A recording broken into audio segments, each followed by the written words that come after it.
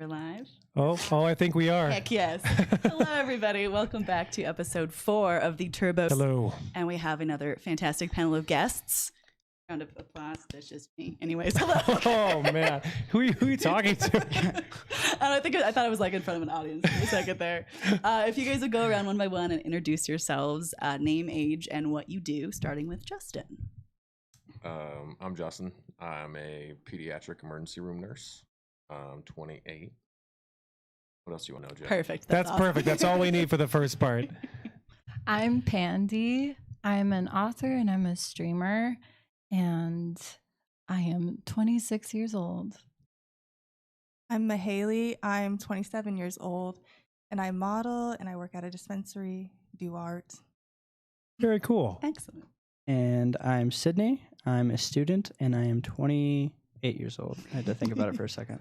Lovely. So we're now going to go back around the table and we're going to ask your relationship status, but additionally, been in that particular case, whatever it happens to be. So we'll start with you, Justin. But we're starting with Sydney this time. Oh, you want to start with Sydney? Fine, we'll start with Sydney. All right, Sydney, take us out. I'm single, and I've been single since like mid-June. Mid-June? Yep. How long was your longest relationship? Just under 3 years. Okay. And how long ago was that? 2019. Okay. So like relatively recent. Yeah, ish. Got it. Let's see. I'm single. Single currently? Yes, single. I think I've been single for about a couple of months. Couple of months? Yeah. You know, I'm so interested to see how this goes because my longest relationship has been like 6 months. 6 months? Yes, like both of them. Oh, yeah. You know, situationships, Mm-hmm. a little longer, like a year, I guess, or so, 9 monts. So, Fair, yes. you know. For the situationships, Yes. is there a reason why they didn't turn into like full-blown relationships? I'd be asking myself the same question. Did you want them to? Certain ones, yeah. But that was not reciprocated? Yeah. No, not at the moment, no. Not at the moment. Oh, so there's still one going on, kind of? No. Not currently. Mm-mm. So single in like the truest sense of the word, Single, no Mahaley situationships. Green, yes, just Single her. mingle. People try to take me out. And I kind of have been going out more because, you know, I've never really dated like that. Oh, cool. And Well, yeah, it's how old are you again? 27. 27. Okay. Mhm. Did you date like a ton, like in like the 18 to 23 range, or not really? So let's see, the first person I was with was when I was 19, actually. Oh, yeah. Yeah, high school, never really talked to anybody or dated. My parents were like, you can't date till you're 16. And I was like, I guess I can go longer. So you're welcome. Bet. Yeah. My parents had the same thing. Here. Yeah, weird, right? Oh, by the way, quick thing for the chat. Chat, are we coming in loud and clear today? Does everybody's mic sound good? Let us know in chat, please, and we'll go down the line. Well, wait, the question is So just... current relationship status? No, it's okay. I get confused all the time. So current relationship status, and then how long you've been in that particular state. Oh, so I am single right now, but I went through divorce in June. In So- June, oh, so pretty yeah. fresh. Mm-hmm. So I was with that person for 7 years. That's a long time, Before then, yeah. man. So that way, you were how old again? 26. 26. I So just turned 26. so when did you meet Happy that birthday. person? Oh yeah, happy Yeah. birthday. Never read there. So when did you? So you were married for 7 years, you said. Mm-hmm. So was that, and then like, well, I'm assuming you guys knew each other before that too. Well, we were married for 5 years, but we were together. Oh, for got it. 7. Oh, yeah. Got Okay, it. Cool. Yeah. How does it feel to be back out in the single world after being married for so long? I feel like I don't know how to do it. That's You're not the valid. only one. I was married for 7 years and like got back into dating in the last year and a half too. And it's like, Yeah.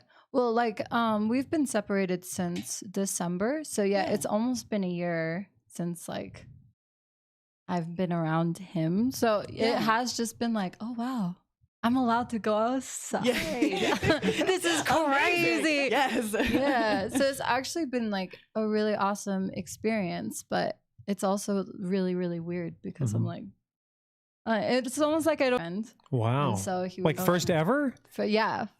Because Wow. I also was like, I'm not allowed to date until I'm 16, bro. And then by 19, I was like, whoa, this is crazy. So, yeah. So it's definitely very different, but Yeah. There's it's like, great. So are you on like any apps right now? Never. So not even like after the separation, after the divorce, you're not jumping on apps to find people? Never. Is there a reason for that?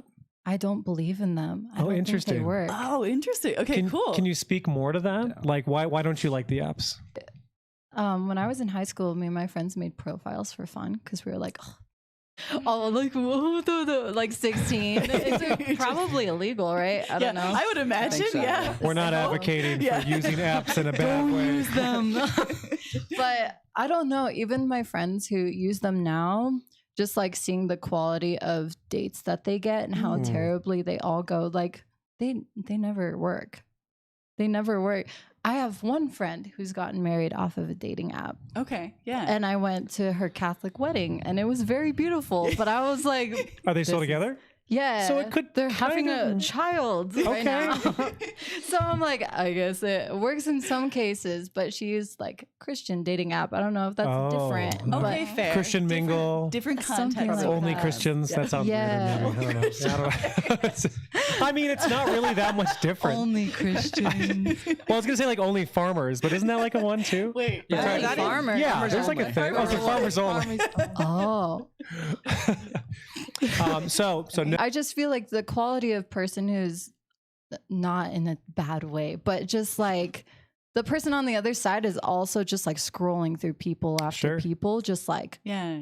hitting like or not like the concept behind that is insane to me because it's very shallow. So I'm like, what kind of person are you fishing for who's just like go outside, there's so many people, like go on a walk and run into someone by accident if you think they're cute, like I don't know, Like you That's like just the me. like the in-person I get that. thing. I get that Yeah. mentality. Fair. I know there's a couple apps like Coffee Meets Bagel that are much more like selective in terms. That might not even be a current one. It was one for a while where you get like one match a never heard day, of but that it was one. like highly curated. Like you get one match that like the app really tried to figure out if you were like as compatible as you can with only online stuff. wow. But there's a couple. I mean, is it Bumble the one where the girls have to Yeah. reach out? Bumble, I girls hate have to it. talk first. I hate Okay. it. Yeah, no. Yeah, I definitely so- am not going to talk first. Sorry, guys. Yeah. Yeah. Did you try it too and you Yeah. like it wasn't for Yeah, you? no. Same. Not for me. Yeah, I realized that. Yeah, usually we like expect the guy to make the first. Like Yeah, inherently, I society was and like, stuff. oh, that's I what's don't always even- been. I'm like, I oh no, felt I that, have but to I'm like. oh, yeah. What do I say? What do I come up No, with? I So- respect that. I really do. I really do. Justin, what about you, man? So I'm actually getting married on Saturday. Congratulations. We might have already known that, but I wanted to let you talk about it. We've been together. Next week will be 12 years. That's amazing. So I didn't know been together that. since my senior year of high school. I love it. So I applaud is you real. guys because I can only imagine what dating's like in today's day and age. Does it seem daunting looking at Oh, it from like a God. successful So- relationship right now? Kylie and I talk about it all the time where she's like, could you imagine like if, and not to be like morbid, but she's like, you know, if one of us, one thing to be in a relationship, right? But like you were married, you understand this, like coming out of such a serious relationship and then going into this dating world where everything, I want to. I do. please but, actually. but you know what I mean? Like, Yeah. like everybody's so technology based now that it changes the whole layout of when you first dated 7 years ago, right? Yes. That's exactly how it feels. Yeah. It's like you can't regress after such a. Because I used to say the same thing too when I was married to all my single friends. Yeah. I was like, oh my gosh, I can't imagine dating right now. I'm so glad I don't have to. Yeah. Like, dun, dun, dun. Like, No. I Yeah. understand that. How, So you s- how oh, did go you ahead. meet your wife? Was it like, did you guys meet in so high you want to school? know the true story? Yeah. right. Yes, Justin. All right. I want to know the The true truth. All right. story. Do you want my version or do you want Yes. the truth version? Both? Both? All Yeah. right. So my version is that Kylie was in hot pursuit of me. Oh, I get it. okay. I see now. The truth version is my mom was actually her teacher. And my mom was Oh, like, yeah. hey, my son's coming to drop off my little brother. So my other son. And she was like, I think you guys would actually get along really well. So my mom was like my wingman. That's See? amazing. That's actually like super legit. Yeah. I love that. Yeah. So that's the really real story. cute. Yeah. Like- So then, I don't know. I want to say that was like the tail end of October in 2012. Yeah. And then we went on a date a week later. And then Did you ask her out or did she ask you out? no, Yeah, I asked her, I was okay. like, you want to go bowling? And Yeah. then we went Bowling. bowling, and I don't know. Ever Here we are. since. Here we are, 12 years later. That's I love it. Yeah. Yes, there is. So we have another question for the entire table to get things just kind of fun in the first part of it. What's the weirdest date you've ever been on? And we'll start on this side of the Can we table. start down there? I gotta. Oh yeah, fine. I mean, I'm happy to start too. Yeah, I if think we- you should if we- start this one off, Aaron. Yeah, because you know the one I'm going to talk Yeah, I do. about. So when I was before I met my wife, we ended up having like I think Tinder was like the only substantial like app out there, and I did meet some very weird people on Tinder that obviously didn't work out at all. I met my wife Megan, who you guys can't see over the camera right now, off screen. We met doing Brazilian jiu-jitsu, which was awesome. We both still do it today. But before that, I tried Tinder because why not? It was kind of all the rage like then. But I met this girl for a date, and like I'm about meeting people like right away, or at least I was. Like I didn't want to like try to like text for like 9 days beforehand. Like if I think you're interesting enough based on your profile, let's go meet out and see if we have any connection. I met this girl. We met at some like local diner in her like small Iowa. Got there. It felt like things were just a little bit off. And by the end of like, okay, so like we were going to get some food there, and like, you know, like what do like small town diners have? It's like hot dogs or hamburgers. And like, she didn't want to eat anything, which was fine. Not a big deal. But then I asked her like, you know, what are you looking to do with your life? Like, what do you want to do? Because I think she was just about to get out of college. I was in college too. And she told me, I had to like stop myself from like just laughing. She just, I want to walk the earth. And I was like, what do you mean? Like, like travel? She mean like Forrest Gump style? Okay, like that's, I was like, okay, like, do you mean like travel?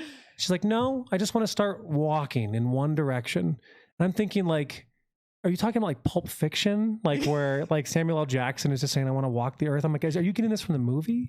It was like the weirdest thing ever. And then I'm like, well, how are you going to like survive? And she's like, oh, I'll just live off the land. I'm like, you mean like steal? Like, do you mean like you're going to steal from other people? Steal crops? And then my favorite part is like, the end of our date, we went on a walk. It was just it's like the weirdest thing.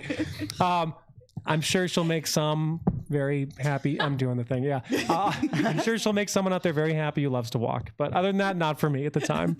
So yeah, if anybody has one, feel free to jump in. We don't have to go down the line at all. Weirdest date you've ever been on? Or funny or strange. Or funny, whatever. Yeah. Weird. Can be any of those. I think one I went on in the last year that I was like an immediate like, oh, this isn't going to work, is within the first like 2 or 3 minutes of conversation. He's like, I'm just such a nice guy. I don't know why girls don't like me. And I'm like, The nice guy syndrome. Yeah, exactly. And it didn't go well after that. No. Was that when you knew? But Joe. Yeah, But Joe, he's 100%. a nice guy. But Wait, wait, he's a nice guy. Did you didn't say you he give was him a chance? complaining about? How they should, because he's such a nice guy. And they just, I was like, this feels like a red flag. And indeed it was. Yeah, I mean, I've talked about this in the podcast. I used to have nice guy syndrome back Yeah. when I was like 18. Yeah. Where I was like, Not like 32. Man, women would be so lucky. I'm such a nice guy. Like, holy cow. Fun. Who else has got one? I know somebody's got to have one weird date out there. Although we had a lot of like long-term first, maybe we don't. And I really haven't really gone on dates like that. Oh, So, yeah. Okay, cool. I mean, that's true. Yeah. I mean, I'm sure I do, but I just blacked it out. Yeah. It's not a good time. Repressed memory. Yeah, just shove done. that in the bottle. Put that little. Super long-term or not a ton of dating. That's very interesting though. Yeah. All right, Joe, you're up next, I think. Okay, yeah. I know you got a that's- few on the docket for today. Well, okay. So, Pandy, you said something I thought was interesting. Do you think, because you're re entering, well, I guess, are you? Yeah, absolutely. So what's up? Something wrong? Well, Is it working? is it in the chat? It's like glitching. It Oh, crashed. goodness. Oh no. How's the That would chat? be- Hey, chat, tell us. Is it everything look okay right now? Or That would be unfortunate. I Let's wonder if the redo it. internet went out. oh no, Weird. Okay. we lost something. Thanks for your patience, guys. It course. should still be recording regardless, but okay, like we're back up. I'm gonna get on my phone and see if. Let me pull it back up and see if anyone's here. We're having technical issues. so we Sorry. appreciate your patience. Colorado internet, it's the worst. You live in the middle of nowhere, Colorado, though. That's true. Yeah, that is true. Where's the? Okay, here we go. All right, Let's see. Let's see. Sorry for the technical difficulties, everybody. We appreciate you. Oh, it Oh yeah, we're did. good to go. We're Still back okay up. now? Yeah. Yay. We will be working on the technical We seem to issues, be back. guys. Hey, so Good to go now. Okay. thank So, you. Pandy, you said you're recently sort of, are you back in the dating scene or are you like good right now? Yes. Okay, I yeah. am back in. Like open if something came along kind of thing. Mhm. I had like probably a situationship. Probably. Yeah. It was. Ish. If you question it, it probably is, right? I don't even know. I think that's It true. was like 4 months at the beginning of this year. Yeah. Okay. Yeah. So, I mean, there was that. And then there were like, yeah, little bits over the summer. Nothing crazy, just like one-time dates or something. Yeah. But I like to go out a lot. So I just meet people and they're, oh, can you get? I normally say no when people ask for my number because Yeah. I'm like, I'm really just chilling. You don't want to mess with me. I'm good right now. Yeah, but like I'm open if there's someone. Obviously, after marriage, your bars should be higher than it is before. So Yes. Yeah. You would I'm hope, right? probably, yeah. I'm just probably not very. I'm very picky, and I was Yeah. before. So Oh yeah.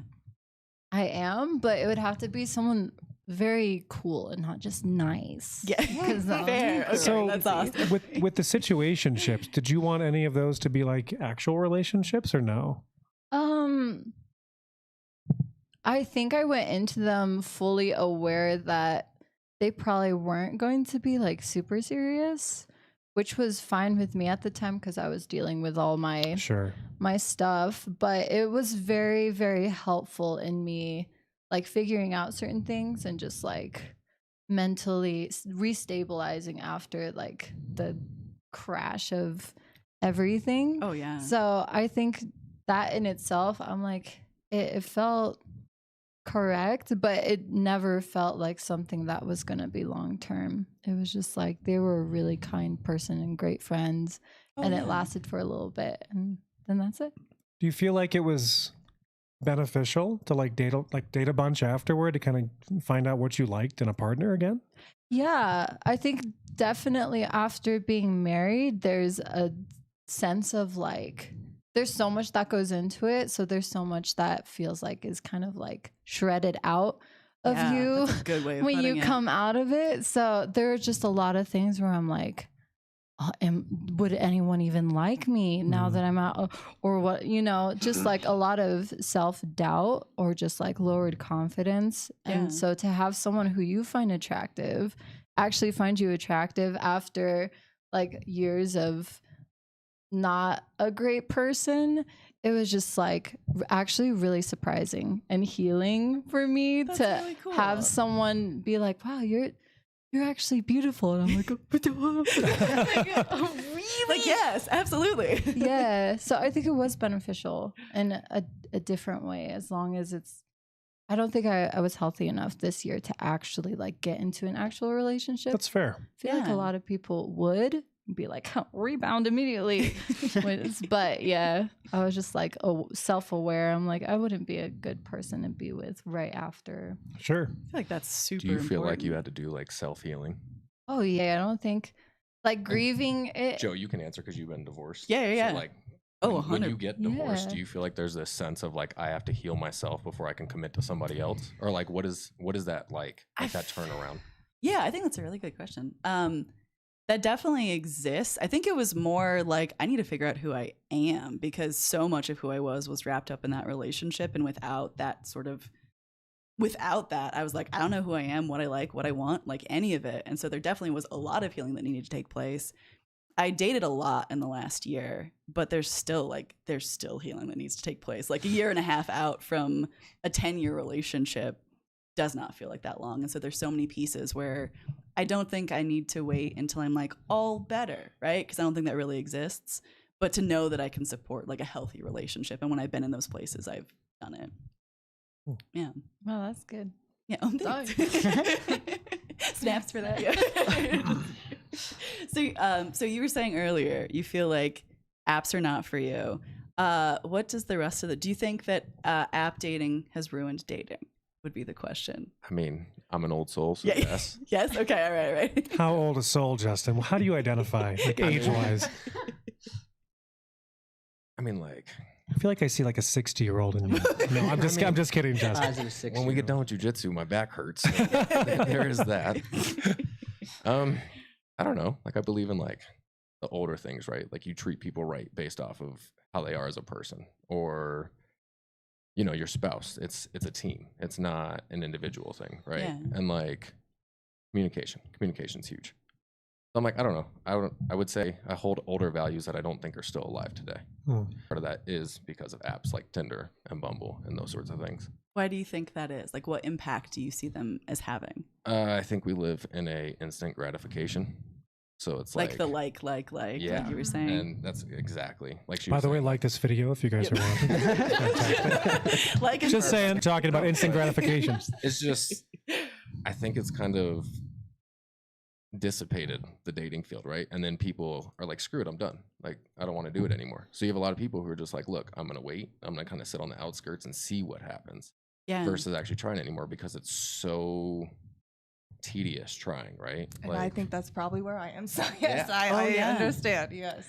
But ruin is Yeah. such a strong word. I think it's like looking for a needle in a haystack or something. It's so hard because I'm sure there's some good people in there.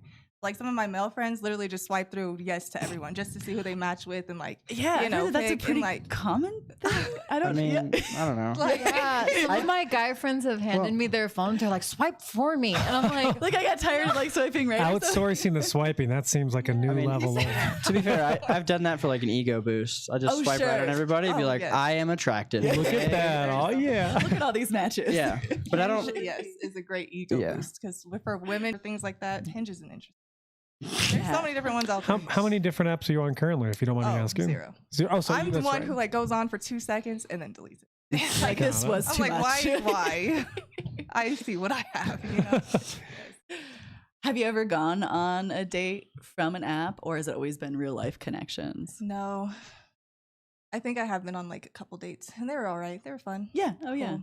How many people that get a first date with you get a second date? No, Like none? Like zero? Fair enough. no. Let me Fair think. enough. I mean, Like I'll like you want to be friends? I guess we could be friends if you want to be friends. You know, especially if like I don't know. I can be nice. I guess is there a nice girl syndrome? I don't know. Not in that way. I'm a nice girl, right? I'm That sounds less threatening somehow. You're right. You're right.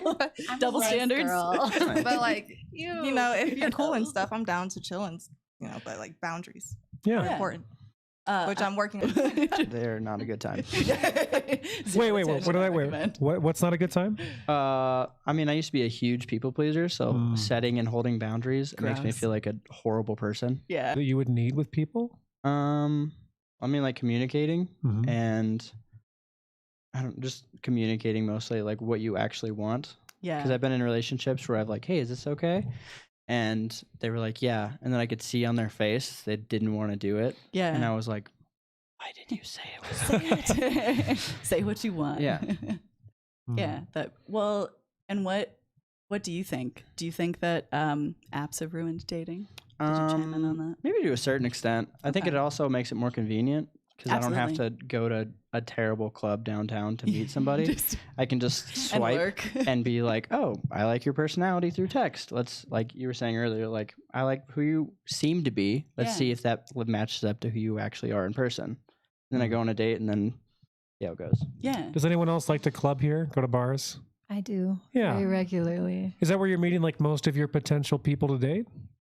Or not really? I'm not trying to because it's a country club. Oh yeah. I gotcha. I gotcha. Yeah. We won't say the bar. Or country club, whatever. Yeah. There's more than one. But it's interesting hearing what he's saying because I would say the exact same thing, except that's why I go out and not use dating apps. Oh, he was interesting. saying that. Because when I go out, like I meet so many people, and based off of like the first sentence that I have with someone, I know whether or not I'd want to talk to them more. So I don't know if you were saying something on the lines of, I don't know, maybe not. I don't know. I'm comfortable. Oh, okay. So like when I'm out in public, unless I know 1000% sure that you're interested in me, I'm going to look at the floor. I'm not going to look at you. Okay. See, that makes sense because I'm like so extroverted. I'm like 1 out of every 100 people I meet is someone I would actually get along with. So we gotta find them. Like, So meet all I think of it's them. good to be picky about who you're going to Yeah. be with, especially when it comes to dating. Like, why waste your time if you don't have? Oh, this jumps into a perfect question. You're kind of like we're describing like what I would consider to be like spark. Like if you don't have that spark with someone, you wouldn't even consider them. Is that kind of what you were talking about? Yeah. How important, this is for the whole panel, how important is it to have that spark with someone that you're looking to have a successful relationship with? Let me add something to that real quick. Can you have a successful relationship without that spark? So kind of a two-part question. Anyone can jump in here. Okay, I got this one just because like, I've been thinking about that because I felt like I had a spark with someone, you know? Yeah. And like it sucks trying to look for another spark with somebody else. And like it's hard thinking like, for sure.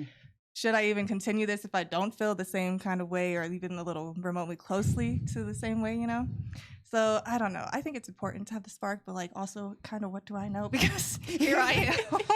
But well, I mean, being your picky is experience, very yeah. good. Yes. Yeah. So the spark is important to me. Justin, it looked like you wanted to say something. I would say the spark is huge. Yeah. Yeah. Okay. And then I would say that putting in the effort to keep the spark is huge. Yeah. That makes sense. So keeping the spark. Yeah. So, because your second part was you asked, can you maintain a relationship with somebody that you don't have a spark with? And I think that's where the downfall starts, right? Like when you lose that spark, you stop communicating. And communicating is the biggest factor. So if you stop communicating, then why are you in a relationship? Because you're not meeting each other's needs at that point. What does the spark mean to you? Yeah, you beat me to it by like okay. a half a second. Same person. Yep. Yeah, like what does that feel like or look like for That's you? a large question. Yeah. like, Okay, oh, fair, God. fair. The impossible question. Answer only what you would I like don't to. know. Like, I think the spark is meeting each other's needs in different facets, right?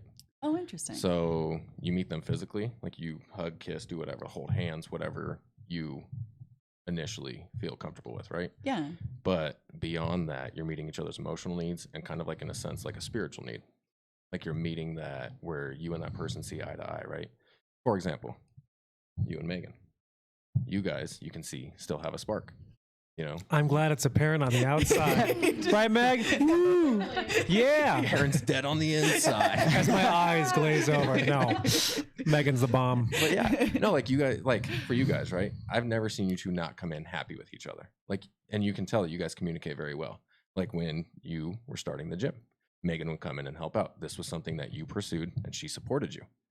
And by her showing up and helping you decorate the gym, that meant something to you, her needs. So I'm sure you're there for her emotionally and you're there for her physically. Well, I certainly try. Yeah. And so for her, you're meeting those needs. And then like if she has a stressful day at work, she comes to you and talks to you. So like, I think that's keeping that spark is, Interesting. I wouldn't phrase it as a spark. I'd say effort would be the biggest thing, right? Like you're putting in that effort for your partner and you're putting in that effort for your person. That's interesting because I've always thought of spark as more, because I mean, I completely agree with all of that on like successful long-term relationship, continue investing in each other. But I've always thought of spark as like the initial, like, oh, there's something there, right? Like, do you feel like you need that? I feel like that fades too, though, right? Right. I mean, I think that's a solid argument, honestly. You know? But I so guess like, how long does that last? A week, 2 weeks? Because it's like getting a new job. Like, you get a new job, you're like, oh, yeah, I'm all gung-ho and excited. And then after like 3 weeks, you're like, I'm doing the same thing. Like, I oh, was it's a doing job. prior. Okay. Yeah, I just get paid a little bit more to do it. Yeah. So like that quote-unquote spark fades, right? Yeah. Because that honeymoon phase is over. So how do you keep yourself ingrained in that? Well, maybe it's like a broader question. Maybe it's like, do you need a honeymoon phase? Like if we're going to broaden it out a little bit, like if you don't have that, is it possible to build back from there? Anyone can jump in on this one. That's just so interesting because like there's not even a little bit of a honeymoon phase, you know? I feel like there should be. Like how can it even continue without one? You know? I don't know. Fair. I feel like Oh, I agree. Yeah. I'm just curious what everybody else Right. thinks here. I think it's kind of like I'm kind of in the middle because I've had one of my longest relationship. I didn't really have a spark. It was just like she's cute, she's nice to me. We'll see how this goes. Yeah. And then I had a spark with somebody, and it like I don't know if it was a spark, but I like felt like in my personality because it's kind of a lot sometimes, and it like consumed me. And I was like, I Like have burnt you to up, keep this forever because I've never felt this before. Yeah. Do you think it was because you were trying so hard? Like, do you think it was unreciprocated effort? No, because initially it was, and then like I like crossed the boundary. She was like, oh, I need a little space, and I was like, no, don't leave me, please don't leave me. And then that like deteriorated it all and kind of destroyed it. So I don't know. I think it's balance. Like it can be really good to have a spark at the beginning, but you can also foster a spark. Yeah. For lack of a better word, I guess. Would you say there's highs and lows then? Yeah, of course. Like you have the spark for a little bit, and then the spark's gone. Then the spark comes back, and then the spark's gone. Yeah, but I think that's in anything. Like even in like relationships, like you can be like, this person's my best friend, but I want to punch him right in the face right now. I feel like for me, the spark is super important, at least initially, and actually for later stuff too. I feel like in hard times in relationships, being able to look back at like the times, especially early on, like I remember what it was like to meet Megan. I remember like, you know, the first date, all that kind of stuff. And I like looking back fondly on those moments of like when the initial spark was there, and the spark is transformed into something, you know, significantly different today. It's more like companionate love with my wife. But being able to look back at those times when like everything fluttered and everything was amazing and I couldn't stop thinking, you know, about Megan for like a single moment. I think that's really important for fostering like long-term like connection later. So for me, I feel like spark is important, obviously in the early days, but also like to be able to reminisce about like what it was like in the beginning to like foster something long-term. But that's just me. What do you think? I've wondered about that a lot because we've had conversations about that. And on the podcast last week, actually, we had a married couple who've been together for what, 10 years? Yeah, it was about 10, right? Yeah. And think so. Yeah. And they were like, no spark, absolutely no spark at the beginning. Like I thought he was annoying. I didn't like him. Like it like took a while to build that. And they have a very successful, like happy relationship with a kiddo. But they did have like a spark later. But not at first. Right. It was like what it was, you know, when he was being like super extroverted. Yeah. So I don't know. But that's kind of what I mean by like you can foster the spark. Like it doesn't have to be there immediately.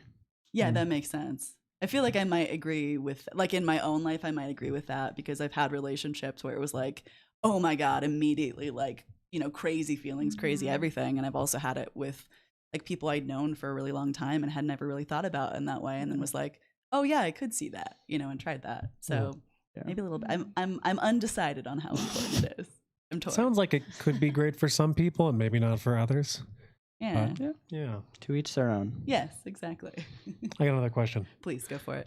All right. Who should pay on the first date?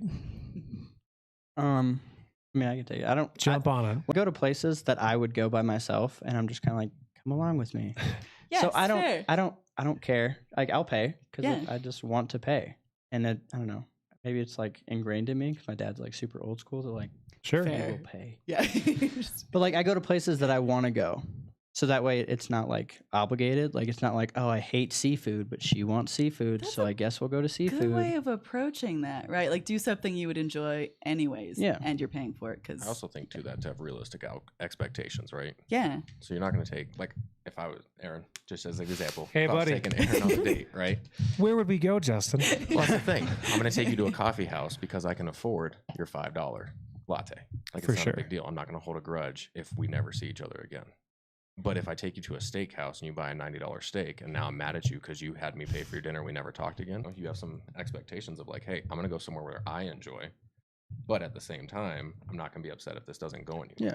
I've always been a big fan of like coffee first dates generally because they're low risk, they're public, it's in the middle of the day, preferably. You can walk away, you can get away from that. You don't have to sit down for a full meal. And it's relatively like inexpensive. Also, like you can talk a little bit easier, you know, between every bite of food, it's a little bit different. Yeah. So what do you think, Pandy? Who should pay on the first date? Oh, I don't know, because in general, I'm like, I know that a lot of women expect men to. I personally, when I go out with anyone, I pay for myself.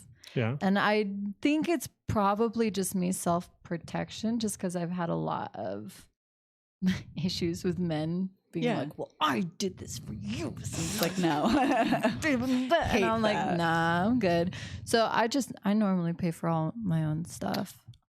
What you were just talking about, the expectation that if they pay for something large, they should probably get something in return. I'm assuming that's what you were kind of talking about. Even if it's like a second date, I feel like it's Oh, kind of interesting. emphasized behind like next time you. Oh man. Oh, You know. gross. Does anyone like overtly say anything, or you just kind of get the feeling that that's what they're talking about, like kind of like referring to? I don't know. It's just that sense of like, I don't want to owe them anything at the end of this. That I sounds would almost- rather just. That sounds almost verbatim, kind of what you were talking about Yeah. a couple Oh, weeks ago. 100%. Yeah. Very much so. Where Yeah. like I always offer to pay, like period. Yeah. And then like I'd happily pay for myself. And if they want to, awesome. But I want to make sure that there's like, I'm on the same boat. I want to make sure Yes. that there's no like expectation. Yeah, my dad always was like, men buy you anything, we're gonna expect something. So I'm like, Yeah. Interesting. So my dad, An underlying thing, because I've had a guy, and it was a guy friend, but still, like, he ripped my card out of my hand and paid for it for me, and I was like, never do that again. Yeah. I will- Fair. Yeah. Like no. Okay. Fair. That makes sense. So yeah. So you like paying for yourself. Yeah. Very progressive panel. I dig it. and you said that like, do you also more in your boat. I will offer, but I'm not gonna fight you, honestly. Yeah, So- right. Like if someone wants to, Like- I'm like, okay, absolutely, but like it's not expected that you're gonna do that. Yeah. I actually always like enjoyed the dance of like, oh no. I mean, like I was. But cool you with like that. the day? I hate that. I mean, hate but it it's so always kind of. It's a word. I always like, yeah. I mean, if somebody wants to pay, like, but I generally pay for like my friends too. Like, I love paying for like my groups of friends to go out. So like, I like doing it just because it's a fun thing for me to do for other people. I don't know if you'd call that like just like normal, like being courteous or something, but Yeah. I mean, I just like doing it generally. So I'd probably do it on dates anyway. Unless there was like some sort of strong pushback for going like 50-50. That's fine too. Whatever the other person's comfortable with. It's like I invite somebody out, I will pay for them though. That's been a pretty. Yeah, that makes sense. Yeah, that's been like whoever like invites the person out seems to be the one that should pay. A lot of people on the panel have talked about that over the past month or so. But you got another question lined up? Yeah, I do. We're gonna sticking with like the first date side of things for another second. I'm curious if you guys have any big like unusual first date red flags or things that you'd be like, nope, not that person. Beyond the normal of like is super rude to the waiter or waitress, because I feel like that's a pretty universal I was gonna one. say that one. Yeah, like that's the one I feel like across the board is pretty consistent. Like it's just random things like men who watch football. All right, fair enough. You're here. I hear you. I used to be into football like that too, and all of my That is boys oddly exes- specific. Yeah, I know. Yeah. This is a random one. No, I was asking for random. Sorry, so yeah. Sid, just like, sorry, I Sid. have You got to to- shut off ESPN, bro. It's hockey. I'm hockey. She said football. We're good. We're good. Like, Yeah. fair. It's like the Yeah. personal preference of like sports bros Just or like, maybe I not your gotta cup of do tea. this on a Sunday. Gotta schedule my day around your football game. That's cool. Yeah, fair. You don't want to give up like a day of the week to that again. Yeah, kind of no. thing. It's Okay, just fair. interesting. How about you, Sid? I don't know. I've been going to therapy for a while. My therapist advised that I Preach. Yeah. come up with a few questions to like streamline the process. So I ask Good like idea. weird questions just Yeah. to see like who they are as a person. Yeah. Oh, what are those? Like one of them was like, if you could only be honest or kind, which would you be? That's an interesting question. Yeah. Do you have an answer you want from that? I mean, I don't want them to be kind. I would rather Yeah. them tell me. Yeah, that makes sense. And then there's just like, and then I ask weird questions too, like to see if like they're like a closet like sexist or like racist, and I'm like, Yeah, don't like you. You're Fair. very attractive, but you're a terrible person. Yeah. Hard no. Yeah. Okay. Are there any other like questions in particular? Intrigued. What other questions are Yeah. there? I'm like, Yeah, that's this a is great great. idea though. I mean, to have. I have like a whole list in my phone. Yeah. but- Yeah. Okay. Yeah. That makes sense.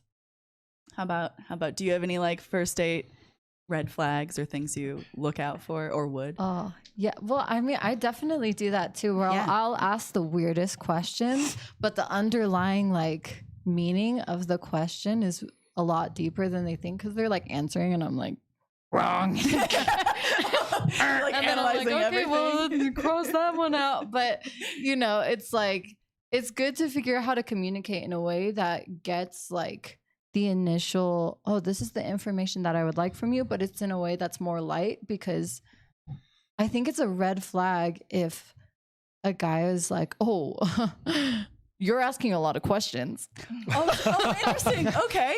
Fair. I feel like that's like when someone's like, oh, you don't need to know that about me yet. That was a good This man is only the impression. fact. I'm like, I like it. Very well, good. they Quality either stuff. sound like this or they sound like this in my head. When I talk for a man in my head, so it's one or the other, no in between. Did I miss any good red flags while I was gone, by the way? Someone, I don't know. What is a red flag? Can you repeat it for me? No. I'm Let me a red rephrase flag. that. No, Sid's not a red flag. Sid Hello. brought up some good stuff that he looks Yes. for red flags. Can you repeat it real quick for me? Yeah, I was yeah. gone. I'm getting over a cold. I'm sorry. Like Pandy, I ask like weird questions. Like the one I told Joe. The one I told Joe was, would you rather be honest or kind? And then like it's a deeper question. But I don't know. Just kind of add on. Yeah. I'm not that old, but I feel old. So like I don't want to play this game. Yeah. Where I'm like, are we dating? Are we not dating? Do you like Are me? you talking to other Do you people? think I'm cute? So like I don't know. I like try and see if like our end goals are aligned. Like, do you want kids? Oh, you don't want kids. Yeah. Not for us. Best of luck. Oh, to you. that's fair. Like that's the big important Yeah. questions. Maybe if it's the right person, I'm like, Like what do you want? yeah. Yeah. That makes sense. Something that Handy kind of made me think of is like kind of do like the opposite. If you're not asking me a lot of questions, responding to things like if they don't ask you a question, then don't give it to them. Or if they don't ask like, what about you, then just stop talking more about like yourself and it's crazy how much you talk or you feel the conversations and they just, I don't know. No, When they don't respond Yeah. or build on your questions, that's the ugliest thing. To piggyback off that, how do you guys feel about phone use? Because like I said, I haven't been on a first Ooh. date in 12 years. So like when me and my soon-to-be wife go out, Phone use. we put our phones away, like they're left in the car, and that's our time together. So like for you guys going on first dates, That's a dream. no, but like for you guys going on first dates, like how do you factor in phone use? Because I'm like phones are so big nowadays. I always would put my phone on do not disturb and like in my purse unless there's an actual reason. Like unless I don't know. Yeah. Like Wait. I wouldn't have it out at all. Has anyone ever used their phone to get out of a date? Yes. Oh, Have you I just got this crazy, Well, actually, whatever. it wasn't even. I don't know. I didn't even use my phone. I don't know why I said that, but I just like it just wasn't going well, and then I was Yeah. like, I don't want to be here. Okay. I actually respect that. I respect that. respect that too. Were you that straightforward though? Yeah, I was like, this isn't working. I want to go home and go to sleep. I'd rather be asleep. Okay, but here's why I think that's fantastic. You were direct. Like you're not wasting another person's time, and the moment you know. I mean, she I'm was sure you could have been Probably. semi more courteous, but I appreciate the directness, which I think is really lacking in a lot of the way that people interact with people who are trying to date. I feel like, the ghosting is a thing because of the lack of being direct with other people. It was done in like maybe a slightly clunky way. I think that like your heart is in the right spot of being direct there. Thank you. And that's very good for a people pleaser right there. So I mean, wouldn't you want someone to like tell therapist you? is great. She's the best. She's the best. Oh man. But to answer your question, Joe, I think that at the beginning of the date, it's fine because I know that a lot of women send texts like, "I'm not dead. This is the person." Or like, yeah, he But, like, actually if does you're look like the way on he your said, phone or, like- throughout the whole date, I'm like, what are we doing? Yeah. Why are we here? That would be a mega turn off if someone was on their phone for like a first date in particular. Like that'd be horrendous. Or Also, like I a would just feel like second or it. third or a, yeah. Or don't know. I mean, any of Yeah. like the. I mean, I get it. Like I mean, I think dates should be kind of like what you were talking about. I think that's like the ideal version of a date. In fact, like when my wife and I go out on dates, we take our phones, we like turn them over, turn them off, and put them on the table, and we don't mess with them. It's been awesome. But I love that. I never use my phone, which Yeah. is funny because people are always like, "Oh, you're on social media all the time." I'm like, I'm actually Same. not. I'm never on it. Yeah. And I am terrible at responding. So I'll have tons of messages on random platforms that I haven't responded to in days because I'm not always with people, but I'm either working or I'm with people. And when I'm with people, I don't touch my phone at all. So people are always like, why don't you ever respond? And I'm like, it's because I'm never on my phone. I'm sorry. I think That's that's an assumption that's made because you work in social media and I work in social media, and the more that I've been on it, the less I'm on it. Like the longer Same. I've been in, like worked in social media, Yeah. I don't do a whole lot of scrolling except if it's like really late and I'm really bored or sad. Because you But post your aside from stuff that- and then you get off. like and close memes. your eyes. I'm there to like post my stuff and then like for memes specifically, and that's it. Like I yeah. check all like the 3 people who send me the best memes. I Same. check their Thank you, stuff Sid. and then I get off. your meme dealers. Yes. And dogs. I feel Joe. like Can't forget the oh yeah, dogs. that's right. the Dogs phone too. stack is a really cool thing you can do with like groups of friends. happens too. I stole this from somebody like years ago, where like the entire friend group like stacks their phones face down on vibrate, and the first person to check their phone when they hear a vibrate has to pay. Oh, that's so. Yeah, I mean, like, who knows if they actually do that? That's so I mean, like, good. I love it. I feel like it increases your ability to have conversation with, like, not even just like romantic partners, but anyone in a friend group too. You know, if there's any time, I mean, for me, like dinner in particular and like getting food feels sacred. Like, I want to like talk with people the entirety of my time. Like, you can be on your phone any other time, you know, but like that feels, for whatever reason, like food feels sacred in terms of chatting. But all right. Should I jump into some of the next ones? Yes. All right. We're going to get into some crazier ones now. Well, I think they're slightly crazier. Do men generally want to sleep with their female friends if given the chance? Yes. My brothers would say yes. Yeah, I don't even Your know. brothers? Is that what you said? Your brothers would Always. say yes? They're like, the only reason they're your friends is because they're trying to get in your pants. I'm like, thanks. Yeah, like, great. But yeah, maybe. I don't know. I think maybe they're always down. Probably the majority. But I don't know if it's like the main goal. No, I think women and men can't be friends. I don't know. Wait, can or One of can't? the saddest things, because I've tried to prove it wrong. Even in high school, I did a whole PowerPoint presentation on Did why you really? I think it was why they can't be, but in my head I was like, no, they can, because I was in high school and I was dumb. But especially like the past couple of years with me streaming, like so many guys, you meet so many guys and you can know them for years online, and then as soon as you meet them in person, there's like this weird like just the dark shadow over their eyes, and you're just kind of like you're like, oh, okay. You get the vibe they're putting down like immediately, sort of deal. Yeah, well, it's just like, so I think it was last year that I made this one friend, was friends with him for 2 years. We talk every single day. But I met him on Twitch. And so I had a favorite band and he was like, oh, we should go see them. I was like, yeah, sure. And so before he came, he knew that I was married. And so like I told my husband and he was like, no, it's chill. And we went to the concert. He left me at the concert. Wait, what? Because before it even started, because I gave no indication that I was going to sleep with him at the end of the night. Oh my God. Wait, that was hold after on. being friends for like 2 years. Wait. Oh, We gotta. If you don't mind, I want to dive more into that. Nice guys. So, Nice guys. was he like making like moves that like you were rejecting, or what? Never. Like we were completely platonic. I mean, like at the concert. Online. Well, while we were there, he was like making it really weird where he was just like, oh, let me see your Snapchat. Are you sure you don't have any guys on your Snapchat? Wait, what? And I was like, no. He's like, you're married at this kidding." time. Yeah. And he was like, of course, I met the one woman in the entire world who doesn't cheat on her husband. Oh. Whoa. And I was like, pardon? God. Like with sugar. Oh, you had to be the one who doesn't Yeah, cheat. that's like, really? exactly how Boy, it in was. He terms was of like, pickup oh, lines. of course. Man. You have, and like, we were such good friends at this point. Oh, so it was shit. just like, So this is out of alarming. like, he never gave any indication of like being one. obviously, like he had already told me like, hey, I'm interested. And I was like, no, I'm married. And he was like, oh, okay. So we're like completely So platonic. you shut it down. Yeah. Like a year before. And even, yeah. And then there was never any talk. He was just always so respectful. Always, we were just very good friends. Yeah. And we really understood each other. So meeting him in person and then going to that. And then, yeah, he left before the concert started.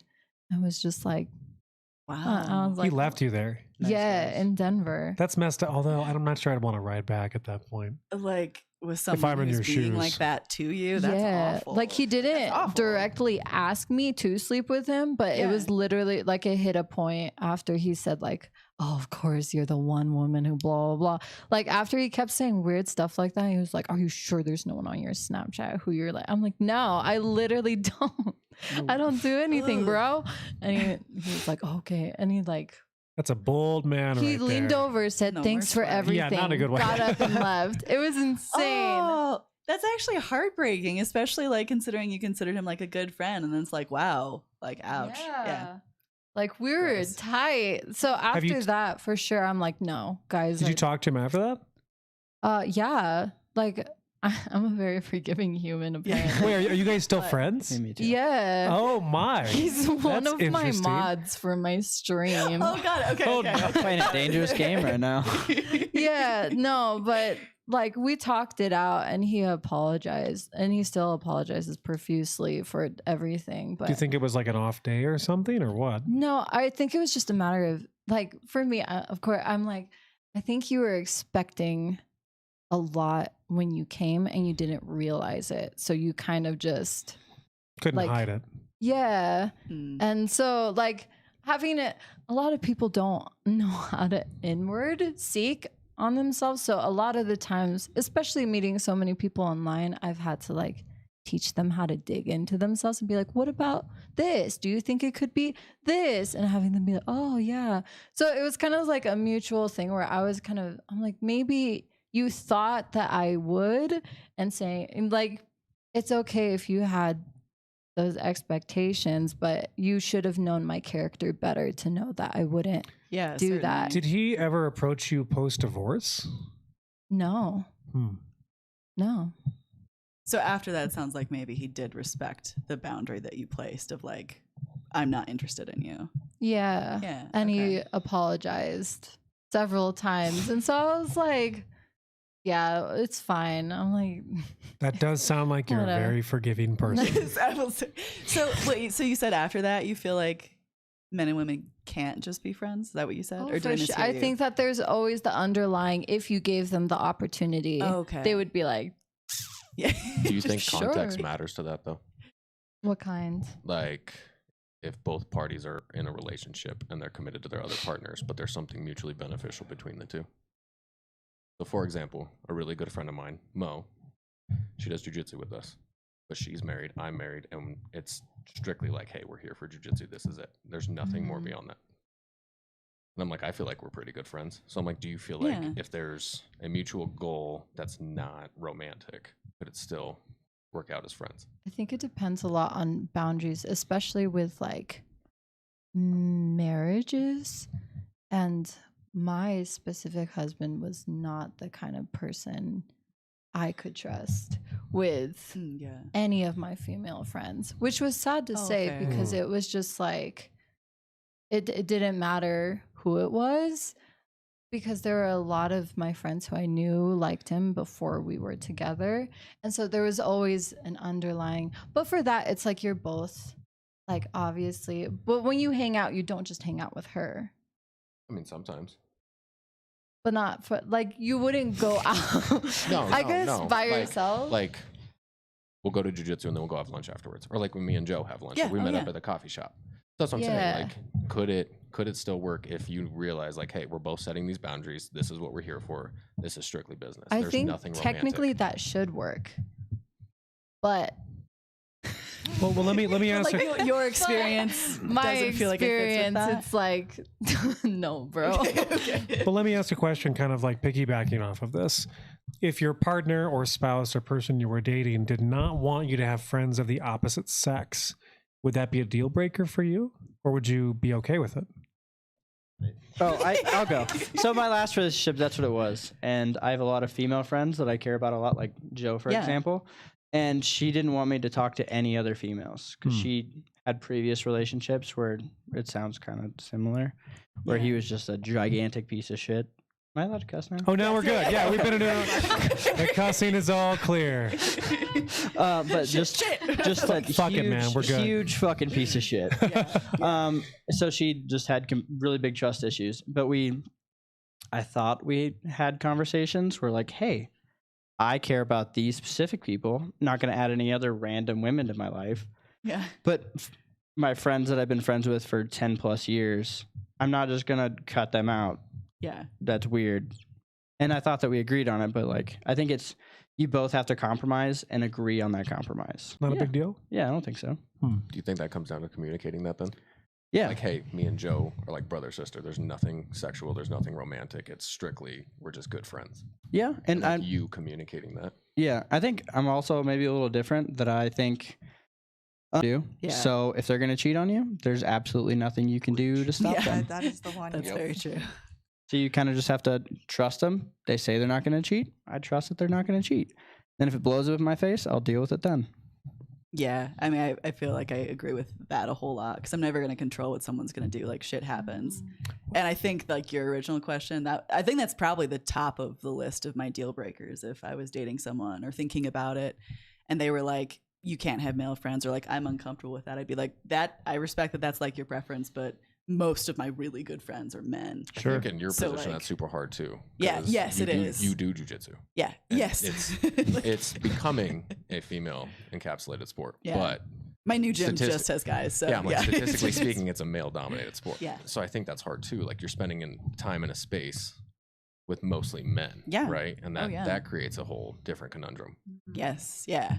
Yeah. So that's always been like, at least for me personally, like a big red flag of like, there isn't a way to negotiate that for me. I'm like, no, I have the people I have and I expect trust because I'm worthy of trust and I will like give it to them in return as well. I just don't think it's really possible to like control someone's behavior by forbidding them to not have friends of the opposite sex, Yeah, not go to 100%, clubs or yeah. I bars. feel like that would make them want to do it more Yeah. for some reason. Yeah. Well, yeah, Like breaking free.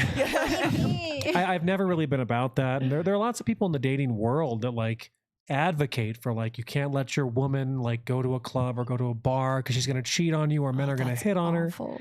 I know. That's so ugly. If is. anyone said that to me, Oh, there's a whole world out I there. think to that too, right? whole- You could go to Target and get hit on. Yes. So you're going to tell your spouse they can't go grocery shopping? I think the argument would be that like, let's say like clubs and like bars, for instance, like I guess the expectation is you're probably going there, or at least like it's more readily available for like to meet someone there, but the connotation is a little bit different.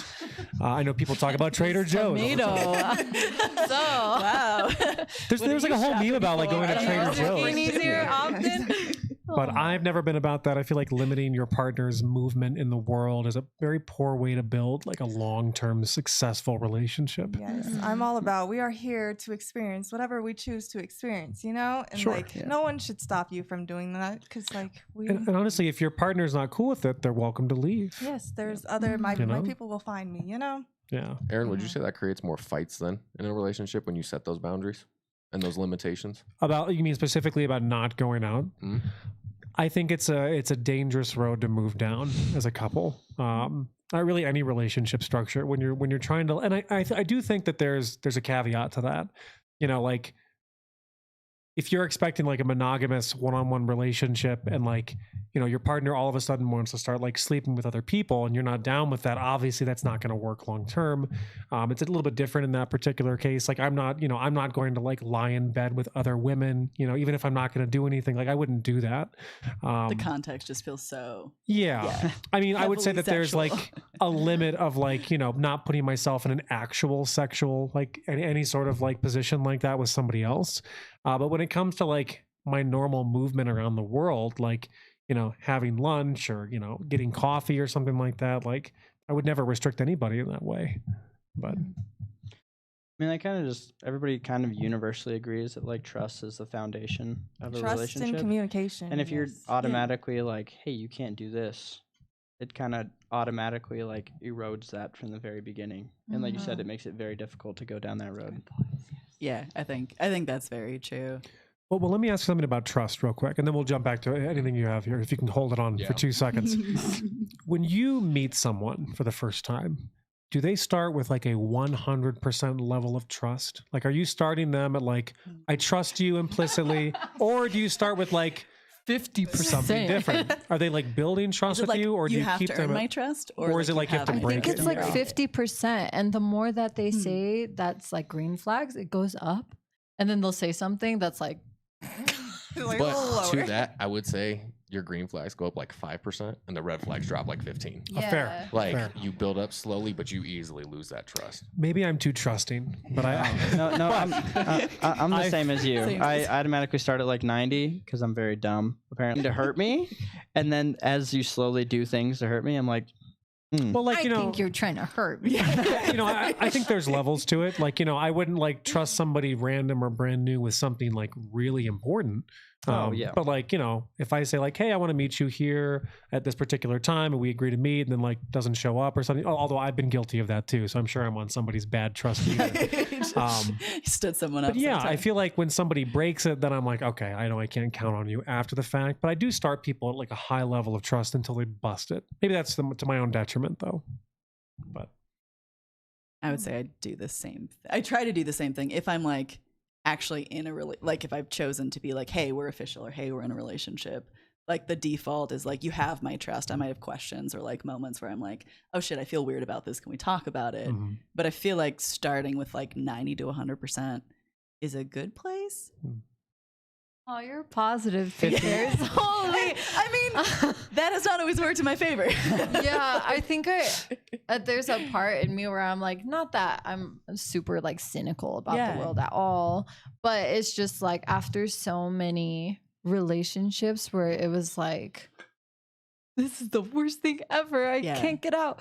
It's like I'm sure I have more barriers to get through before it's like, you can hold my dog. Like, no, it takes at least 5 times. I will say that is like, my dogs are like, no, you have to earn my trust. Before they can come to my house, like, or I'll let you like check on them. No, like, that's going to take a minute. I don't know. There's certain things for sure that people can do that. Like, my favorite thing after hanging out with someone is when they send a text afterwards being like, I had a great time. Yeah. I'm like, oh, that is so handsome. How dare you? Like, it doesn't matter any relationship. If they like communicate afterwards, like, I really enjoyed my time and I appreciated this. Yeah. Like, oh my, it goes up so high. like calling back to a moment of the date, basically. Like, or any kind of meeting with anyone. Yeah. It's like if they go out of their way to communicate with you, it's like, oh my gosh, like unnecessary, but nice, positive communication. That's so delicious. Thank you. Yummy. This is a good opportunity for you to talk about chivalry, maybe. Yeah, we had a whole conversation about this earlier preparing for the podcast, and I'm completely spacing it. That's okay. So it's a. What were we going to ask about that though? Hold on, I've got it here. Let me scroll. I'm pretty sure I said I'll take notes on our phone call. And then my notes are literally like say like what is chivalry, and then I'm like let Joe talk. So I'll ask the question, but anyone can jump in. Thank you, Aaron. What does it mean for like I'll say generally for a man to be chivalrous toward women? What does that mean? And are you looking for that? Like in a relationship or a first date? Anyone can jump in here. I remember what I was supposed to say. Oh, now you remember. No, I answer the That's right. I do all the work. My goodness. All right, I guess.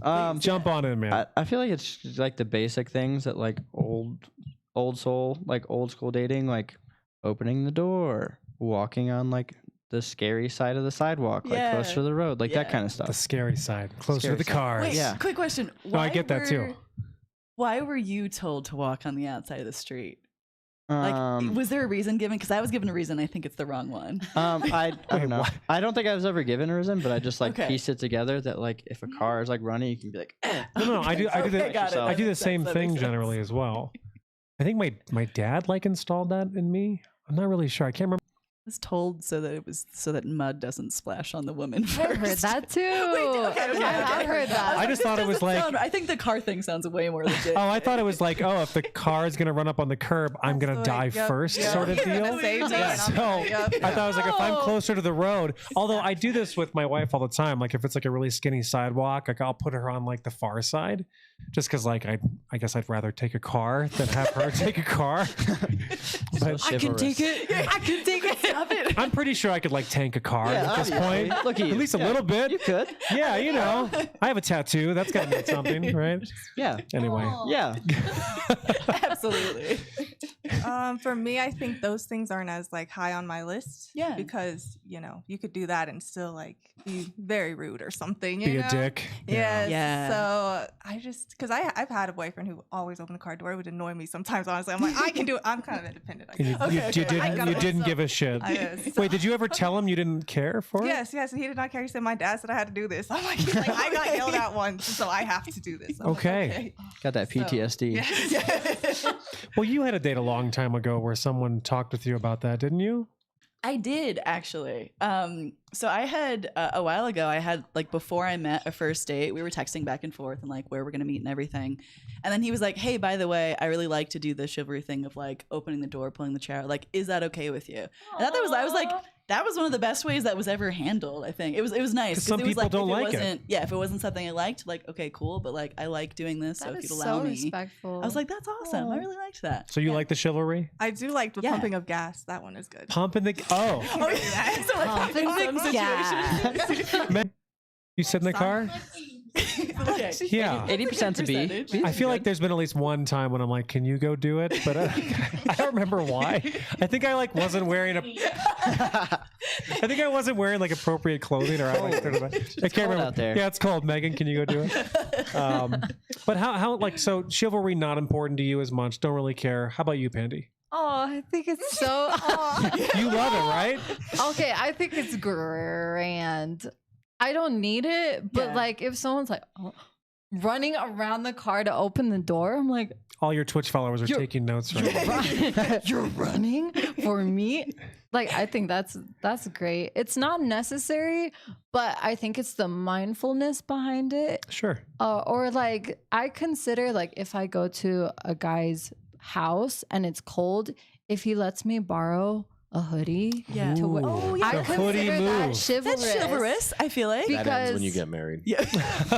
Wait, does it? No, it doesn't. No, it does. Wait, I'm trying to think of the last Did you time. not get your hoodies? Oh no. Oh, So we'll go oh. out and Yeah. Kylie will wear socks and Crocs. Yeah. And I'll be like, go put some shoes on, your feet are gonna be cold. Yeah. And then she's like, my feet are cold. And I'm like, you gotta figure But it that's out. different. That's shoes. Even jackets. Not a I'm like, bring a jacket. jacket everywhere you go. You're like, I you're would grown wear up. You all should have of thought my ahead. exes. I do Like, feel like hoodies. I've had conversations about like warmer articles of clothing with Megan, but it's normally I think I always offer it, but you don't normally take it, do you, Megan? No, she doesn't no. normally take it. A very independent, strong woman. A strong woman that I'll don't need freeze no by man. my choice. Yo. But I mean, like, no, well, because if I'm out and about and then I end up going to their place afterwards and we're just hanging and they're like, hey, do you want a pair of sweatpants? Yeah. Like, Cozy that is clothes? the- Absolutely, I yes. do. And that's what I'm like, oversized. Yes, I will, because that's what I get into when I get home. Yeah. Smart move.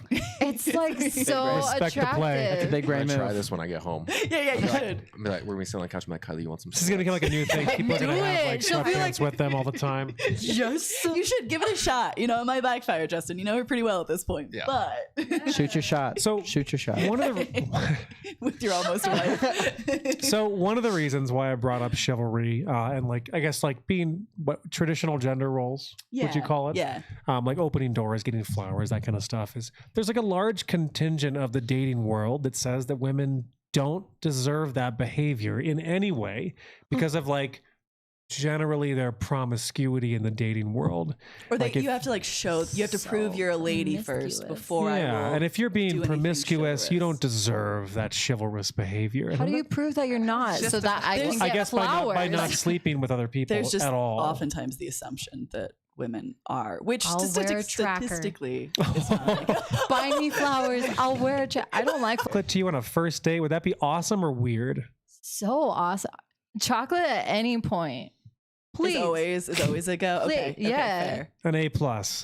How about you? I mean, I don't really like chocolate, but desserts, anything. Like Somebody something a nice creme brulee. Yes. Mm. You know, Creme brulee to the first date. they got the torch in the back. They're bringing it. Actually, I feel like that would be love it. so fucking legit. If somebody like Megan, you cooked better up watch some out. creme brulee. You're about to hop in the R8 with the torch. Instead of their classic knife, they pull out a little blower. Yeah, like, That'd be like the most legit thing ever. Yeah. It'd be really risky driving in a fancy Okay, maybe car. not like during a drive. But Well, I meant like just having it in R8, just having a creme brulee, not burnt up, just sitting in the Untorched. back seat. Very It's true. Very sketch. You got one next? I know you got one next. Well, I was actually going to ask Justin the chivalry question. Is that something like, do you like that word? Do you like do those things? Is that important in your relationship, or is it like not? I feel like that's a loaded question. There's not a right or a wrong. Are you answer. super chivalrous right now? I mean, I was raised to hold the door open and open the door. Like I even do it with my grandma still. Yeah. Like I'll pick my grandma up from That's a good man right for there. example, my grandma's coming in tomorrow. Oh, my wife is And- clapping off screen right now. Yeah. And that's the thing. Like literally, so my dad to this day will yell at me. And he'll be like, go open the door for your grandma. And I'm like, There seems to be a pattern of fathers lately I yelling look at him their and he's like, go open the door for your grandma. And I'm like, okay, all right, noted. Like, cool. I just Got it, homie. Yeah. Yeah. Can you open the door, grandma? Like even to this day, or like we'll go because my grandma lives in San Diego. We'll go out there for vacation, and my dad be like, "Go open the door for your grandma." I'm like, "Dude, I'm the one on vacation." He's like, "I don't care. Go do it." And like to this day, he'll hit that. In like the position to be able to do it. Like I'll open the door for everybody though. Yeah. So I'm like opening the door, yes. Randomly giving flowers, yes. Like it's not a consistent thing. Like Oh, I'll just sure, randomly show up with flowers Yeah. or other gifts. That's Like even better. Wait, don't or do? no, I do. Oh, you I think do? it's lovely. Kylie Yeah. doesn't know it, so if she's watching this. She's about to get a surprise. Oh my. But I bought us matching jerseys because I'm a huge 49ers fan. And so- Everybody's swooning over It's giving there. me hope for No, humanity. that's the thing, right? So like 5 years ago, we got matching San Francisco Giants hoodies. Now we for our anniversary next week. So it's Oh, not even a that's wedding gift; adorable. it's an anniversary. That's gift. amazing. So there's things like that that'll Chivalrous. Chivalry. Yeah, I'm like, Yeah, why I is know. that word so hard? Okay, so we literally had like we talked about chivalry like a couple weeks ago. Nobody could say it right, myself included. Yeah, like, we're chivalry, like whatever. chivalrous. By the way, we should talk about super chats here for a second. Oh, I don't think we have like any one in chat right now. Sorry, I'm having you scroll. I'm just kidding. If you guys have questions for any of our panel right now, super chats of any size, we'll make sure we read right now. Super appreciated for the podcast. yes. Yeah. Awesome. Also, write the path comments. Why doesn't your dad just get the door? But I think you talked to that. You're like, what's So- wrong with your arms and legs, Dad? There's this like still childish fear I have of my dad. My dad's an ex-Olympic athlete, so I'm still. Mine is too. Did we? How we Wait, never really? talked about this? I thought we did. Oh I yeah, don't know. My dad made world teams in judo.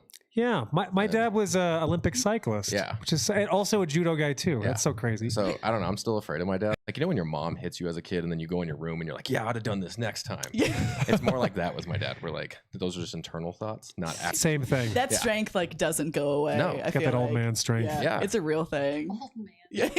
I So, need some of that. That's what. Please. Oh, you're good. Go for It's a it. bit of a topic change. But this question came up in the first podcast. What do you guys count as cheating? And this was like Ooh. suggested as a question that like each individual partnership have a conversation with each other about, because I feel like it's actually different for everybody. So what do you guys count as cheating in a relationship? Is it just sleeping with someone else and that's the absolute line, or is it like Is there an emotional is there component? emotional, or Okay, that one is interesting because, like you said, I think it really depends on the person you're with because Yeah. everyone has different definitions. Me personally, I'm like experience whatever you want to experience. So like, dang, cheating. I don't know.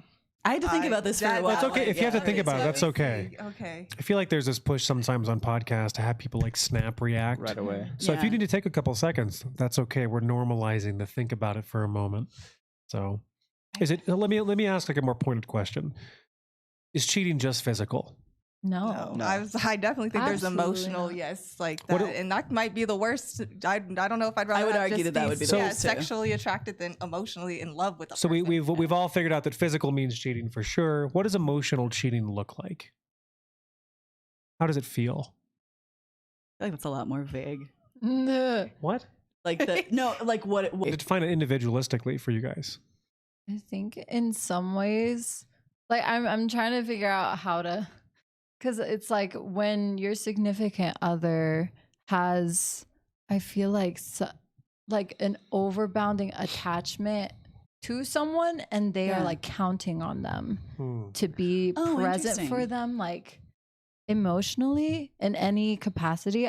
Not in any capacity. You can have friends, Like obviously. like an over reliance on someone who isn't like you. if they have a friend who's a girl who's like constantly like telling them about her relationship and how it's bad, and putting him in the situation to be like, oh, yeah, you shouldn't be doing, you know, like I feel like in a weird way, that's like, it's just like significant other is becoming the hero of her Interesting. like emotions in a way, because When you're, she's building coming them up to off him. of that. Yeah, because then if they break up, like, and she's crying, who's going to be, the only person she's talking to about it, which is my significant other, which is a weird, like. So maybe it's like there are certain things you don't like your partner or spouse to share with other people. Something feels like off limits. That, and I would say, like, to piggyback off of that, when you're building somebody else up, and you're taking that energy and effort away from your own relationship, so you're almost putting them first, right? Like me and Joe right now. Me and Joe are friends, and if I was like, "Hey Joe, you know you're doing great. I appreciate you," and that's it. There's nothing wrong with that. No. But if I was like, "Oh Joe, you're so beautiful. You should be in a relationship. You're this. You're that. You're blah blah," like that's totally crossing a line now, because now I'm emotionally investing myself in that person. Whereas before, it's just like, hey, you know, you're like last night, I sent you a message, and I was just like, hey, It's man. very nice, by the way. Thank you. And that's the thing. I was just like, hey, man, you guys are doing a great job. And there was an emotional attachment to that, but it didn't go beyond that. And it stopped there. I wasn't like, oh, Aaron, what are you doing tonight? Aaron, I like you, Aaron. You know what I mean? You're so hot. Like, it never made Megan question anything. Sure. And that's the thing, right? Like if could your spouse read that message and see if something was there? Well, I definitely agree with that. I totally agree with like that. if you sent a message to Joe and Megan read it, would Megan feel upset or betrayed by your message? Yeah, and so not for in a me, jealousy manner, just like a story. healthy relationship. Sure. I would absolutely agree with that. Yeah. Interesting. Cut you off, Aaron. Go ahead. Thoughts on you guys too? I don't know, kind of similar to them. I think that it's cheating if you're like having problems in a relationship and you're not talking to the person that you are in the relationship with. Yeah. And you're going to an outside party. Like if I was dating somebody and I went to Joe, I'd be like, this person is doing this, and I don't know. Have what you talked to do. them? Shut up, Joe. I'm talking to you about it. Right. Like I think that's basically cheating emotionally, because you're seeking that emotional connection outside of the relationship. But I think there's a difference between like seeking help and then venting to the person, though. Yeah. I want to definitely return to that in a moment, but I want to get Mahaley as well. Yes, I agree with what all of y'all said, but for me also, it's like there's the person that you'd rather hang out with and do things with them more than you would rather do with me, then it's like, why wouldn't you just go be with that person? Like, you know, so like activities and time? Yeah, I guess I'm a Amount of quality, time. and like my Sharing love time. language is quality time. So I guess I feel some type of way about that. Well, I've got a fun additional question on this that I think will be interesting, because I think I see slightly differently than most of the people on the panel for this one.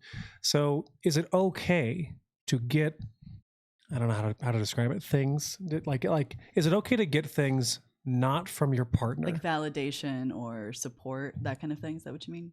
I think it feel like depends. it takes a community, you know, Yeah. also. So like you should want support and people to support your significant other too, because you know that's how we get places. So but it depends on the, I guess, level of support levels to it. You know? Or maybe a better way to ask it is like, should you get everything from your partner? No. Yeah, not Get one some person can friends. get through everything, right? Go outside. That's a lot of trash. pressure. So No, I agree. I agree with that, because if Go you get- outside. like you get everything from For your more- partner, and, Yes. and then that's a whole slew of other issues, Yeah. and you don't want to become codependent on a person. So what you want to do is you want to remain your independence, right? So for you, it's cars and it's jujitsu. So that's your independence. Megan lets you have your things, right? She's not encapsulating herself in all of those things with you. You guys have an understanding. So, but you get validation through how good you're doing, and Megan understands that. So I think it depends on the type of validation you're getting, right? Like if somebody was like screaming in your messages and like, Aaron, I love you, Aaron, this, Aaron, that's a whole different ballgame. That would be very strange. Yeah. But if you have your independence and people are promoting you and building you up within your independence, there's nothing wrong with that. I feel like that can also put a lot of pressure on the relationship to just expect everything from one person. Like, that's a lot. Yeah. Go ahead. Oh no, just because I think that depending on where the validation is coming from, it can mean different things. Like for instance, like if I'm dating somebody and they're like, "Wow, you're getting really good at jujitsu," I'm be like, "Thanks," but I've been a bum. You're getting really good at keeping those hooks, and I'm You're like, like, oh my God. "Are you serious?" You saw that? Am I really doing good? Like, my leg's cramping. Oh, no. Well, like actually? Yeah. Oh no! This is the universe being like, go but back. like if you're anything in that area, but Yeah. they're still complimenting you, like they're trying to support you, but it doesn't mean as much as somebody that's like Actually knows. knowledgeable That's a really in that good point. area. Yeah. I don't know if that makes sense. Or No, not. I think that it actually makes a is. ton of That's a good sense. one, Yeah. yes. It's going to be Interesting because one of my situationships this year, the one at the beginning, very interesting conversation because in his mindset, he was like, well, the correct mindset of like, oh, not everything should come from your significant other. But that was his idealism behind having multiple partners. Because then he's Okay, like, but yeah. then you have multiple. That kind of does make sense. But at the same time, it's like, just make friends. You don't need to have 5 women being like, you're so hot. Can I ask how many people were in that particular like structure? I think you would have up to 2 every time. And nothing more than that. But still, yeah. he was open to there being more than that. So Did you feel like you were competing? we didn't make it official. It was when he asked me to be like the main girlfriend. The main. When I cut it off because I was Oh. like, no, Weird. like, no, thank you. like that didn't work for you. Respectfully. So it was okay kind of when it was more of a situationship prior? Wait, what? What was it? Wasn't it a situationship prior to like the asking and to you to, like for you to be the main person? Yeah, it was a situationship. He was just very, very cool. So it was weird chilling. And then he asked, he was like, would you want to be like the main? And I was like, I don't really Like know primary what that partner means. sort of Yeah, thing. Yeah. basically. Yeah. And I was like, no, because I feel like it's nearly impossible, even in a monogamous relationship. It's very hard to like divert from jealousy. Like, I feel like that's something you always Sure. have to check yourself on is like, oh, Yeah. am I reacting out of like, The ego based or like, yeah, or because I actually care. It's just, yeah. So there's a part of it where I'm like, I don't believe it works because I considered it for a second. I was like, well, maybe like, I don't know. But then I was like, there's no way you can go into a relationship like this because it's just, I mean, some people they can, but it's just, Yeah. I don't understand how people there wouldn't be competition because that's like insane. Like, it's fun if you're the person who has the multiple people, Mm. obviously. If you're on that side, because then you're like, oh, everyone loves me. I just think of it as like, so like I train my dogs.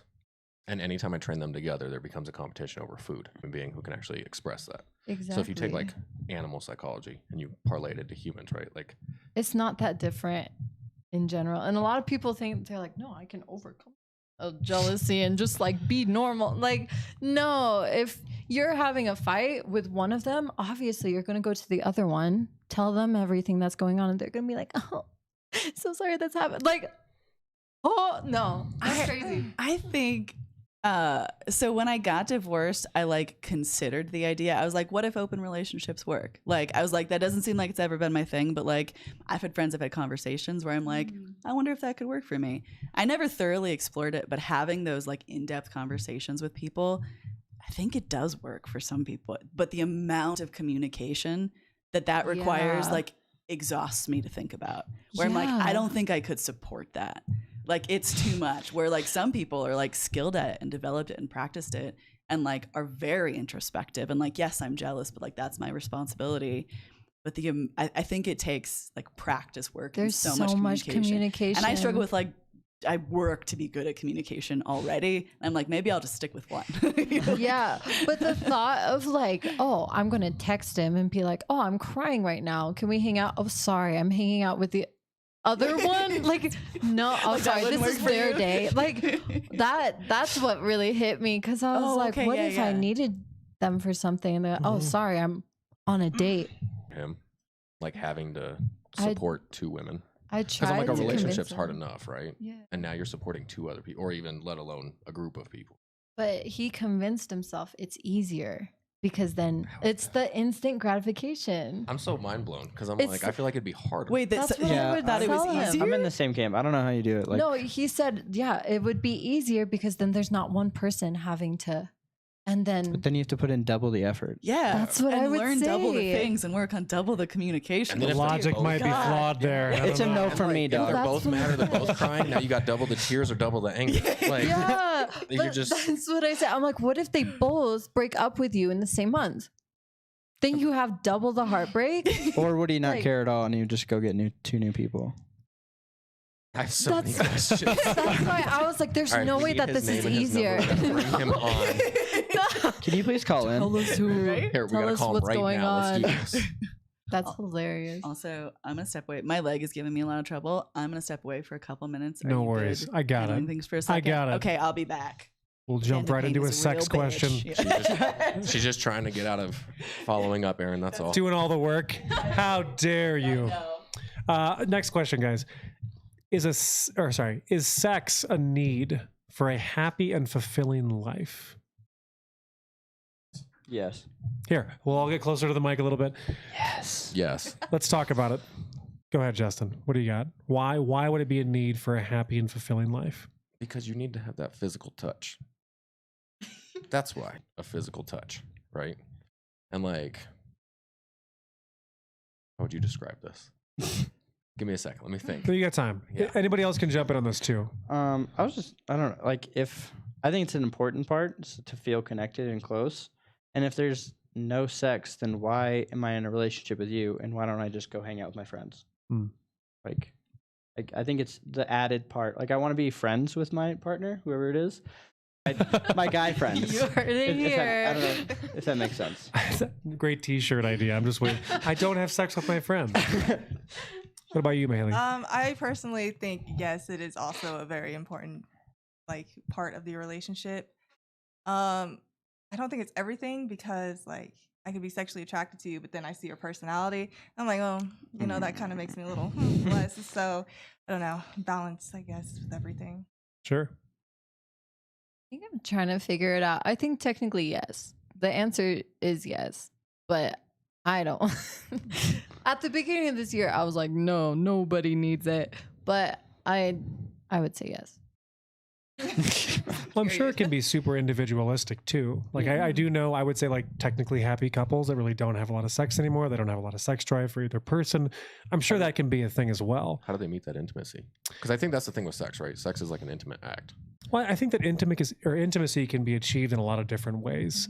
I think you can be like, conversationally intimate with someone, like share, important details about your life. I think like emotional intimacy is also like a really important thing as well. I would also make the argument that physical intimacy is super important for like 99% of people out there. But I think, in particular, when people start to age, as you get going to be as important as it was earlier in your relationship, and more like companionate love or like emotional intimacy kind of takes that place. So that's kind of how I view it. But The same guy I was with at the beginning of this year for the 4 months, we never had sex. for I 4 would- months, Yeah, but I would be there. I would stay overnight at least once or twice every single week. And it was just like the feeling of, because I'm super physical touch, super, super, super physical touch. But literally just sleeping in the same bed was everything. And did you want something more physically? No. And I told him in advance. I was just like, I'm not looking for anything like that. So if you are, and that's something that you want, like, just let me know. And Seems like you communicated that pretty clearly. That's Yeah. awesome. yeah. But he was like, no, I literally just like hanging out with you. I was Wait, but like, this was one of the situationships or no? this was the one I had for 4 months at the beginning of the So year. were you guys like, you weren't dating though, or were you No. somewhere in between? No, because he was the one who was polyamorous. Oh, that one. Same guy. Yeah. Huh. So it was like open. So we were hanging because we were friends, but then it was like we weren't friends. So did physical intimacy ever escalate in that at all? I mean, like we would make out. Okay, but that's where it would stop. Yeah. Okay. I mean, yeah, I think if something's like communicated, I think that's like the baseline for any kind of relationship. And if two people are good with it, fucking fantastic. Like that's awesome, you know? Yeah, I think being that's on great. the same page is important. Yeah. I think being upfront with like your actual desires in a relationship is super important. I think and we've talked about this before. The earlier you do that, I think the better. Yeah, it saves a lot of Don't time. waste people's time. Yeah. And I kind of alluded to that at the beginning where I was like, do you want to have kids? Oh, you don't want to have kids. Right. See you later. Yeah. Yeah, it's like something that's I'm the important for you. opposite. I'm like, do you want to have kids? And they're like, yeah. See ya. Bye. Right. Like, Because like you're saying, why are we going to waste each other's time if we're not on the same page? I wish more people would be that honest. I really do. yeah. I wonder if part of that comes with like, I don't know, we're all over 25, right? I wonder if part of that, I've been wondering if part of that comes with age. Because when I re-entered the world We're of just dating, sick and tired of wasting time. I was just like, I feel like it sounds very cliche to be like, I was tired of like games or whatever, but I just wasn't interested in that. It's like Because I small don't have talk, right? time. Just skip it. I'm like, yeah. Games. I don't even know how to play the game. Yeah, So and it's I'm just like, I'm someone who's always struggled to be direct, but that was one that came pretty naturally. Of like, this is what I'm looking for. I think sounds very difficult, but like the intention piece of it, of like, this is what I'm looking for. This is what I'm here for. I feel like that one's a pretty straightforward thing. That's why it's also important to know what you want. So like, Absolutely, I think that's figuring huge, that out right? first is like, ooh, Yeah, that is a before plus, you're yes. entering into Yeah. stuff. Yeah, I think that's super important. I think that, dating a lot of people is a really important way, at least like not in every case, obviously, like if you know, that's fantastic. At least for me, like dating a lot of people was important in informing what I really liked about partners. That like when I met Megan, I was like, oh, this feels significantly different. Megan has a lot of the things that I've been looking for. And I knew like very early on that this was like someone that could have the potential to like, end up with. But I feel like that came out of dating a lot of other people that didn't work prior. That's why I'm trying to date more because I feel like I agree. Yeah. It does help. Do you think it's necessary to date like a number of different kinds of people, or do you think That's what I'm trying to that you figure can come to out. that without that? And I Yeah. don't know. Yeah, I don't either. We're both It's trying a to figure it question. out. I don't know. Like, I didn't really think so, but in meeting more people, you can decipher what you like and what you don't like more, So that does help. Like, things I would never have thought about, like, nope, never gonna interact with a person like that again, Yeah. I don't think you really need to date people like that. Also, I'm very huge on like self-growth and self-focus. Yeah, sure. Like, if you focus on yourself, you will bring the right people to you and things like that. So, yeah. I think we've talked about that a lot. Like even less like investing in yourself makes you a better, happier person, period. And also tends to make you more attractive to other people. So it's kind of like it's a both. Well, I think that's one thing like the red pill community gets really right, which is, self-improvement, trying to be the best version of yourself for other people. One piece. Yeah, I very much agree with after that. that though. Yeah, I think it turns into like a very adversarial. Do you guys know what red pill is by chance? Relatively speaking, it's more of a find it here. It's more than that. But I think that it's, like one of the big things that like, they push out there is like, get in fantastic shape, try to do something entrepreneurial to some degree. That's all fantastic. Invest in yourself Yeah, first. invest in yourself first. Be the best version of you. That's awesome. Where I think they end up going wrong later is it becomes like this, like, women are out to get you. They're very adversarial. Like they're like, what's a woman going to do to me? And I think that can be super harmful for how we view potential partners. But yeah, I'll keep it right there for now. Also, thank you for taking over the conversation there for a second. Welcome back, Joe. Thank you. I posted a short video about this earlier today, but I trying like a new kind of prosthetic socket. I've been really jazzed about the fact that I was like, I can wear jeans again because like the way it disconnects is super easy. So I wore jeans tonight for the first time in like forever. But then I realized I can't take off all the other pieces that are uncomfortable, so that makes that point entirely That's okay. invalid. So. I'm getting over a cold, so I've been leaving to blow my nose so I don't blow out the speaker on the mic. I'm sure everyone on audio appreciates that. I want to talk about promiscuity here for a second. Oh, charged reaction already. What do you guys think about promiscuity? How much is it impacting the current dating world? We'll say for like anyone 18 to 30. Is it a big deal? Is it a problem? Is like, it a good thing? Is good it a thing, bad bad thing? How do you view promiscuity and like how it's impacting the dating world right now? And it's a loaded question. It's a big question. So Oh wait, we got okay. Go ahead. Anybody can jump in. Okay, let's see. I got this. Okay. I don't know.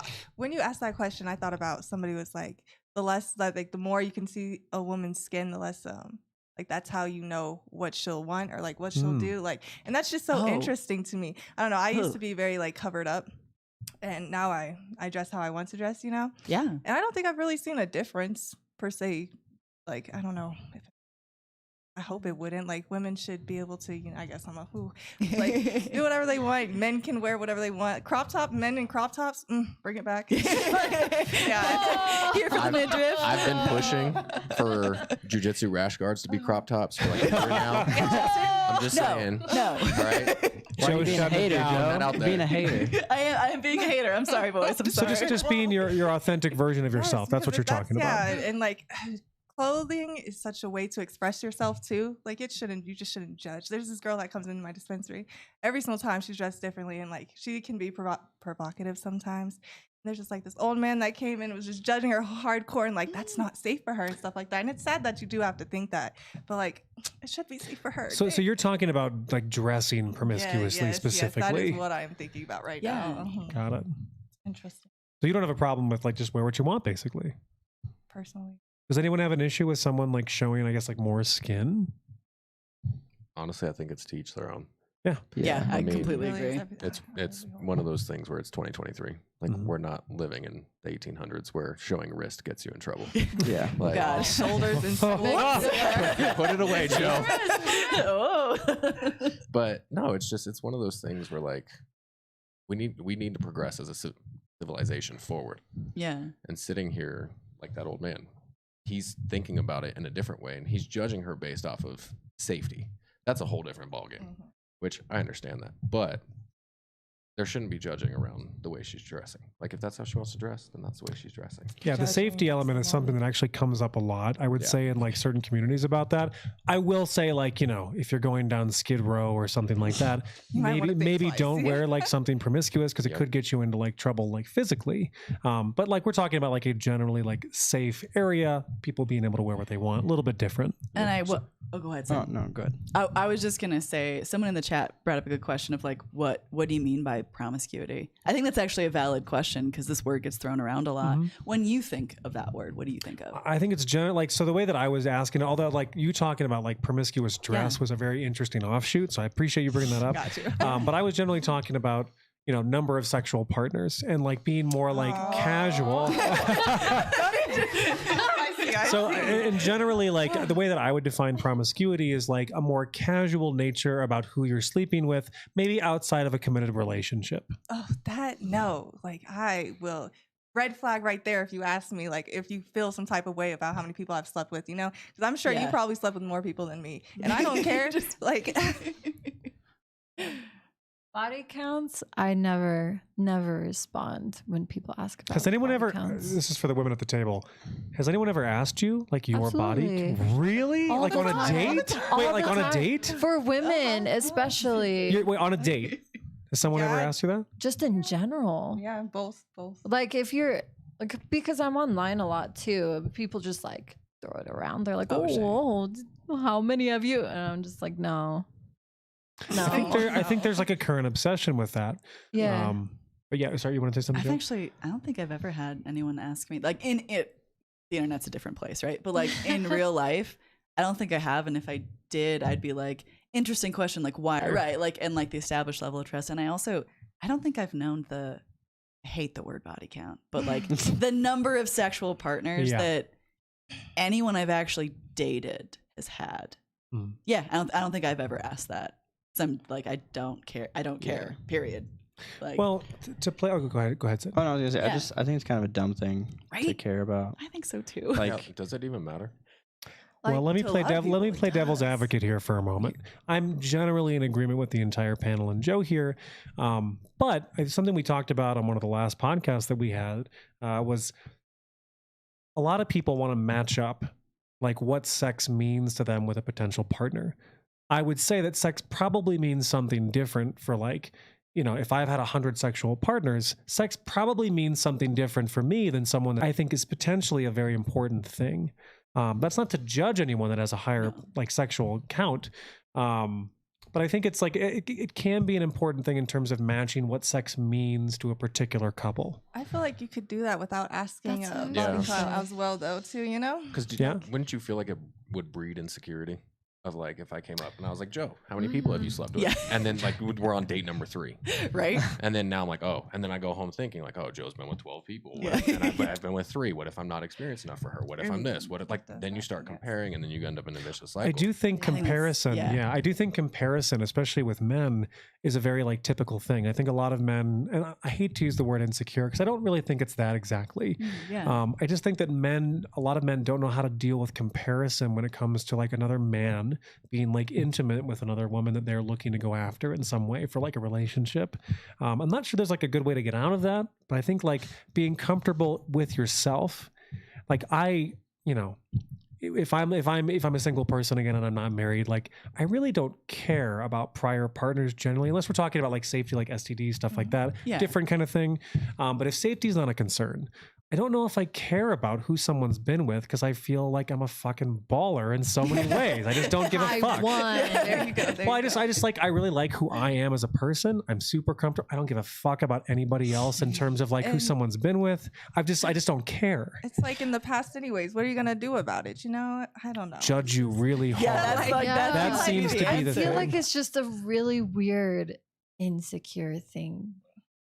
Like you think. Like we've all been. It's just weird. Like Yeah. why does it matter? I think it's go ahead, Joe. Yeah, I mean, I couldn't agree more. Like I said, I've never asked literally anyone. I think maybe when I was like, maybe in like my first relationship, I asked that question. I was like 19. I thought you were gonna say something different. I was like, never mind, keep going.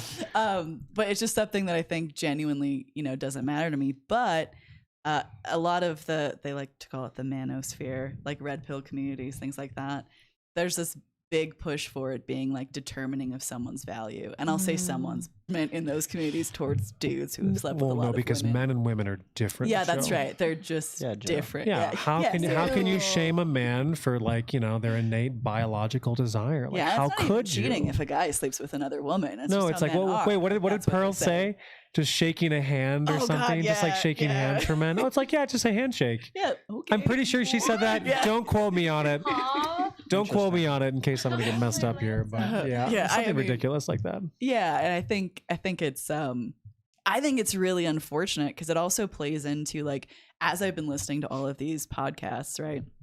In the dating world, there's a lot of focus on that. Datosphere. The datosphere. We should coin that term. Sure. It's not the manosphere, it's the datosphere. Not the eroticosphere. That's Yeah. something different. Well, yeah. No, sorry. Keep going, Joe.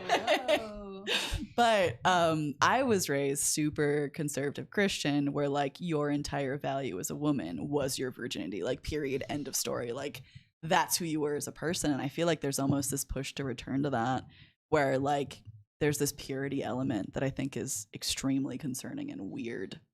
But I would be interested to talk to people who do think that way, who like really care about that and like ask why. But yeah, that's what I had on that.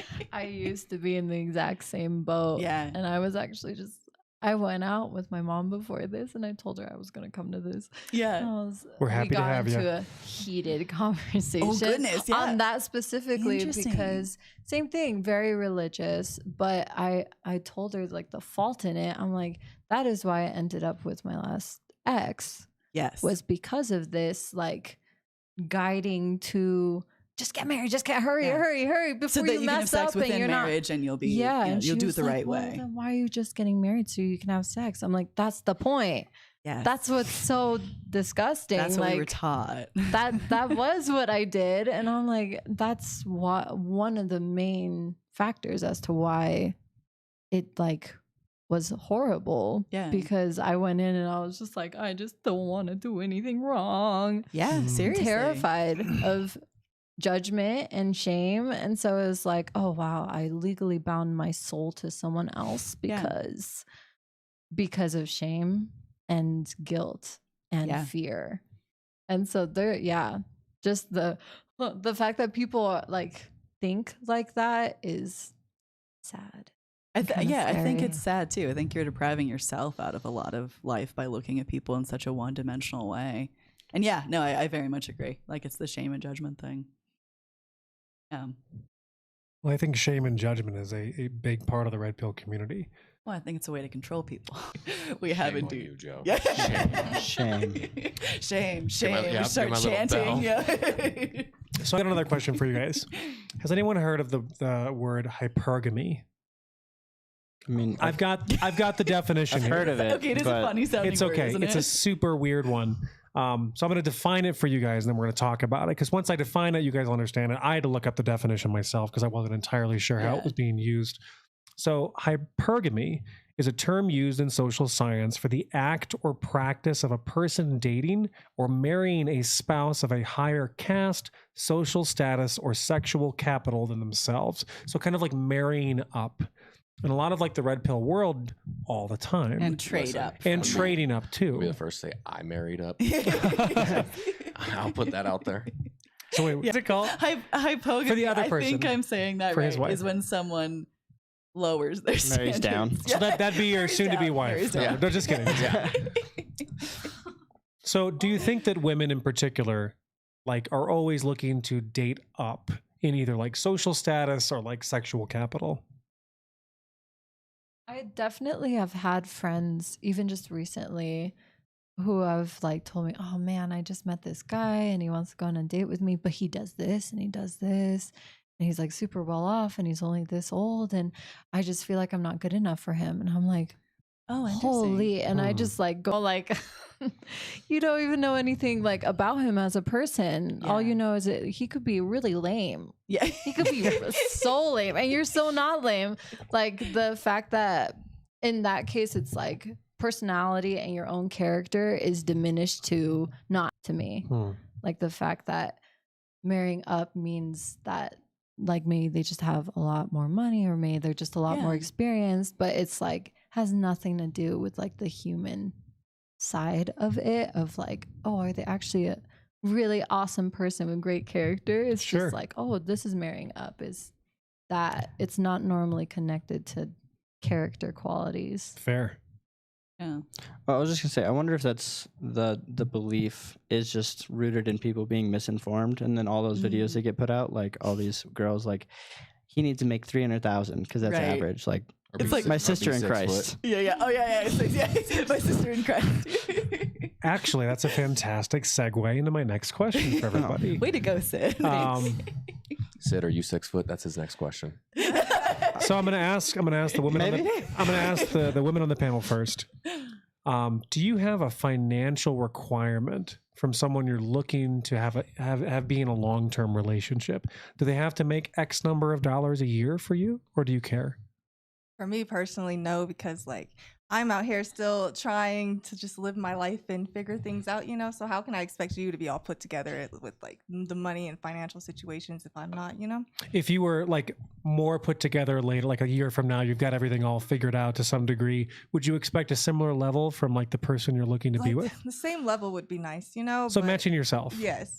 Essentially, I would think that's how I would like to go about it. But I wouldn't judge you if you were, you know, a little less than. But as long as you have like motivation and things that you want to do, like you're on the right track to get to there, then that's cool. Pandy, what do you think? That was a great answer. What a lovely answer. Yeah, it doesn't matter to me how much money they're making or anything like that. I don't know. It's like it's hard enough to find someone cool enough to date, let alone like, and you have to have so much money. I need it. Like, cash. yeah, like my last relationship, we didn't ever have any money. Yeah.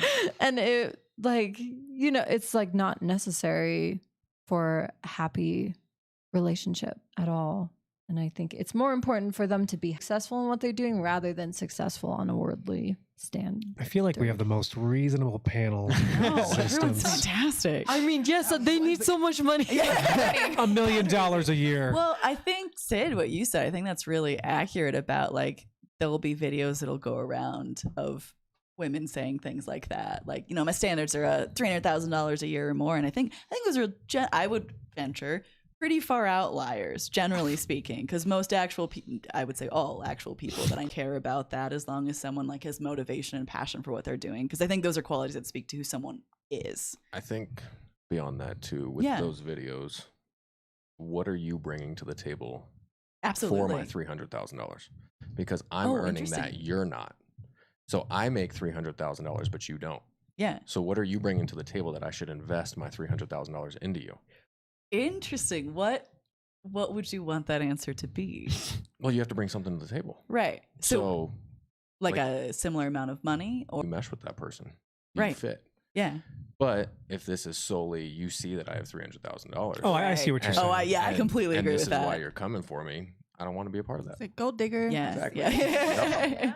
That's not going to be sustainable. For the men at the table, do you care if your female partner works? No, I mean, kind of the same. I just Please. just love it. Just be nice and like kind of the same. Like have something you're passionate about. Yes. Like don't just sit at home and just watch TV all day. Wait for them to text and then you Have back. some drive. Yeah, do something. Yeah, that makes sense. What about you, Justin? I mean, I agree. I think Just be nice. just be nice to Justin. even beyond being nice, right? Like I would hope someone's being nice to you. I have terrible decisions. I make terrible decisions. Sorry, Justin. I cut you off. You're good. But no, like even if you want to, right? Like Kylie and I joke about it all the time. So I'm in school to get my nurse practitioner. And I jokingly tell her, I'm like, you ready to be a stay-at-home mom? And she's like, dude, I'm gonna keep working as long as I can. And she's like, even when we have kids, I'll be part-time. So I'm like, all right, that's what makes you happy. Career is important to her. Yeah. Like she's worked hard to get her nursing license. She's worked hard to become a charge nurse. She's worked hard to get where she's at. And it's one of those things. We're getting married on Saturday. Prime example of this. Yeah. And everybody's like, is she changing her last name? And I'm like, no. And they're like, what do you mean? And everybody's like appalled about the name change. And I'm like, Really? dude, her nursing license has her last name on it, not mine. She worked her, we can cuss now. She worked her ass off. I had to like, She worked her rear end off. I was like, hold on. Her booty off. I thought we were on a red pill podcast. No, I'm just kidding. But no, she like worked super hard for that license, right? So who am I to come in and be like, hey, I want you to change this, this, and this for me? Sure. And vice versa. And then we've even had the conversation where she's like, why don't you take my last name? Let's do it unorthodox. And I'm like, I'm down. Because I'm like, I don't care. Like for me, it's like, all right, I pay my $200 to the state. I get my license changed. It's no big deal. I feel like when I heard people talk about this, the joke was, well, I don't want to get rid of my name. Like my dad gave it to me or something like that. It was a gift from my father. Yeah, that's what it was. I always love that. Yeah. Yeah. Interesting. So I'm like, I don't know. I mean, like Sid said, you know, if you find something you're happy about or passionate about, why not ride with it? Yeah. I think that, I mean, yeah, I think that's a very healthy way of looking at things, because if two people are like invested in themselves and the other person, I'm not an expert, but I would venture that would lead to a better outcome. You would think. One would hope. Maybe. Maybe. Aaron, how do you feel about Megan working? Oh, I think it's fantastic. I think I can't speak. Megan's off screen right now. She doesn't have a mic. You know, I think like I'm so proud of Megan. Like for like she crushes it at her job. Like continually like an all-star of that team. And it's cool to be able to see her succeed in something like that. So I think it's incredible. You know, there was a time when she like used to work for our YouTube channel too. And I kind of asked her at one point, I was like, you know, are you like being fulfilled by like working for my channel? You know, like it was fine. But I think she's really found like her calling, at least like currently, like who knows, it could change like a couple of years from now. She might want to get out or something. Totally fine. But I think watching her succeed has been like one of the coolest things of like my entire life with her. So I love it. She's also awing from off camera. You get brownie points, high five. Yeah. What other questions do you have, Joe? So this is one that we've had many discussions about, the word loyalty. Did you ask that when I was gone? No, I didn't. Yeah. What do you want loyalty in a relationship, and what does loyalty look like to you?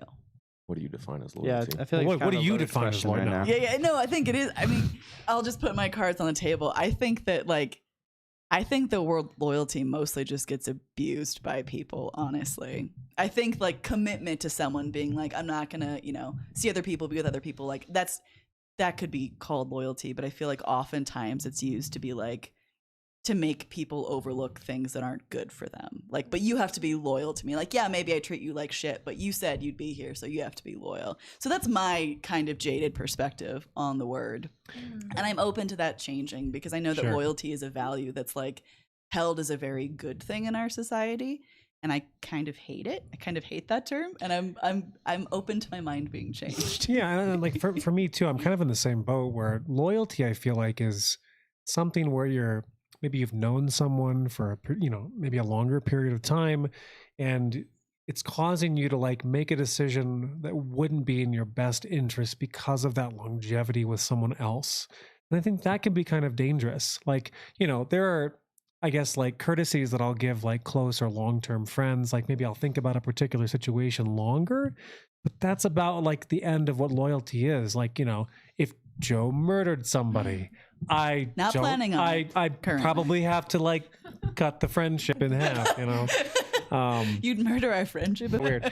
I don't know. I feel like you should always be making the best decision for yourself at that time and weighing like what a particular relationship means. If a relationship is worth more than like a particular moment, like this is actually a good example too. Like, if someone were to cheat on you, like let's say one time in like a, made a bad decision, cheated on you once, but you've been together for 30 years.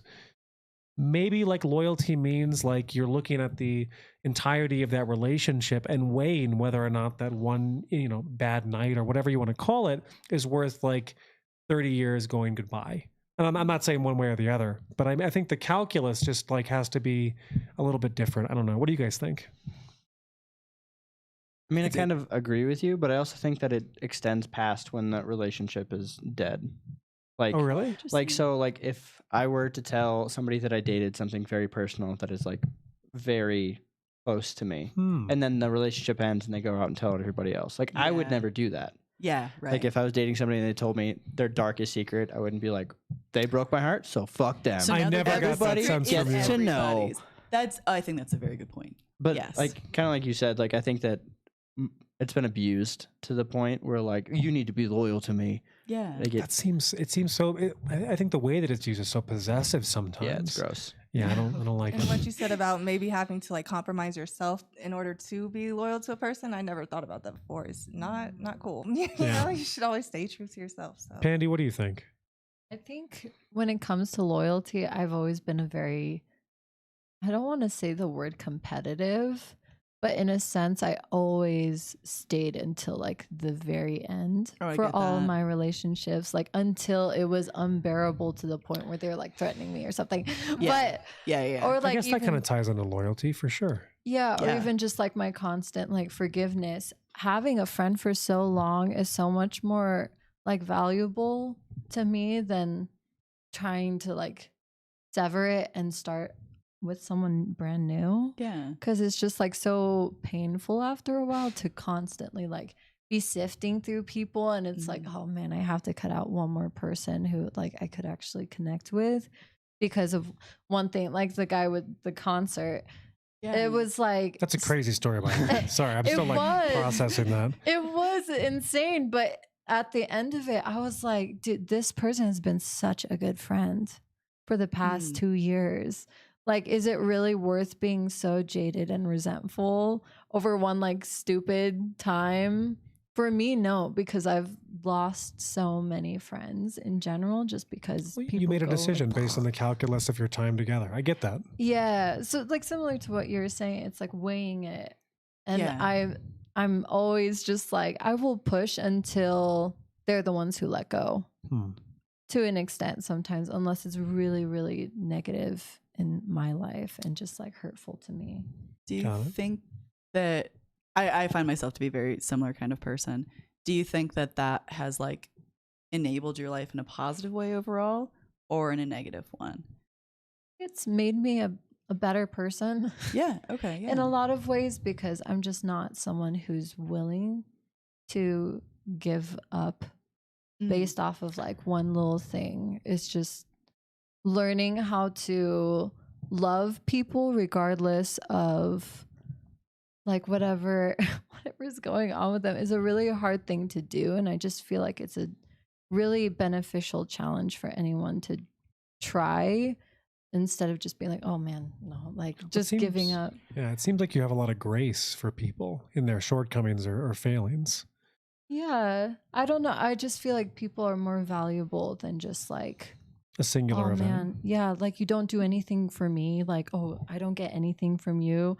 Like that used to not bother me. I know now that I have boundaries, like there should be give and take always, but sometimes there are people in your life for a short amount of time who just need to be loved and know that they're loved and cared about, even if it's just for like a little moment or a little hangout. It's just like, that's so important to me.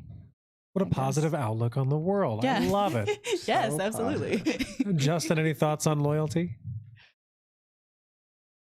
No isn't acceptable. Oh, yeah, you don't have to. I mean, I think you have to remain an individual regardless. Yeah.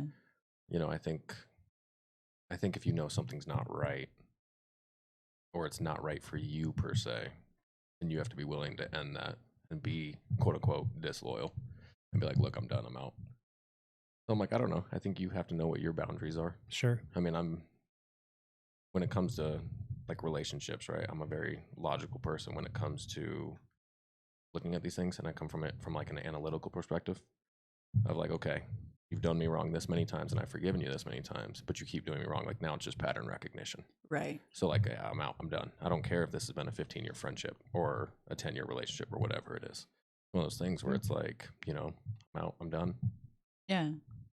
Yeah, I think that makes a lot of sense. And I think you have to know what your own boundaries are for that. And like with what you were talking about, I feel like that's the thing that I always struggle with, because I was raised, and I think naturally I'm a pretty like I want to give people grace. Like I want to give people compassion and understanding. I want the same thing, right? But it's been a process of being like, okay, where is that harming me? Like, how do I bring that close enough where I can still extend that without completely fucking myself over or allowing someone to walk all over me? And like, that's a learning process. I've got a more lighthearted question. I know we got serious. we had to like start with the light stuff, move to the serious stuff. If somebody you were dating or married with told you to get rid of your Instagram account, would that be a red flag in any way, or would you be happy to do it? Happy to do it. Really? Oh, I hate social media. Oh, okay. So more from like you hate social media, you don't like care. finally a reason to let it go. Like, if it weren't for you and Joe, I wouldn't even have a YouTube. Like, that's it, man. We'll put the link in the description if you want it. If you want it. But amazing dog videos. Yes, accurate. But yeah, no, I mean, that's the thing. Like, I can't stand social media. So if somebody, it's more of like a general hatred of like the planet. Yeah, I get that. I get that. For me personally, I'm a model, so like I use my social media for like that and nothing really else. But like, I guess if I wasn't, social media, all I do is the memes and the videos too. So I really wouldn't care that much either. Well, let me ask you this: so, do you get approached on Instagram a lot from men? Occasionally, sometimes. How does that normally go?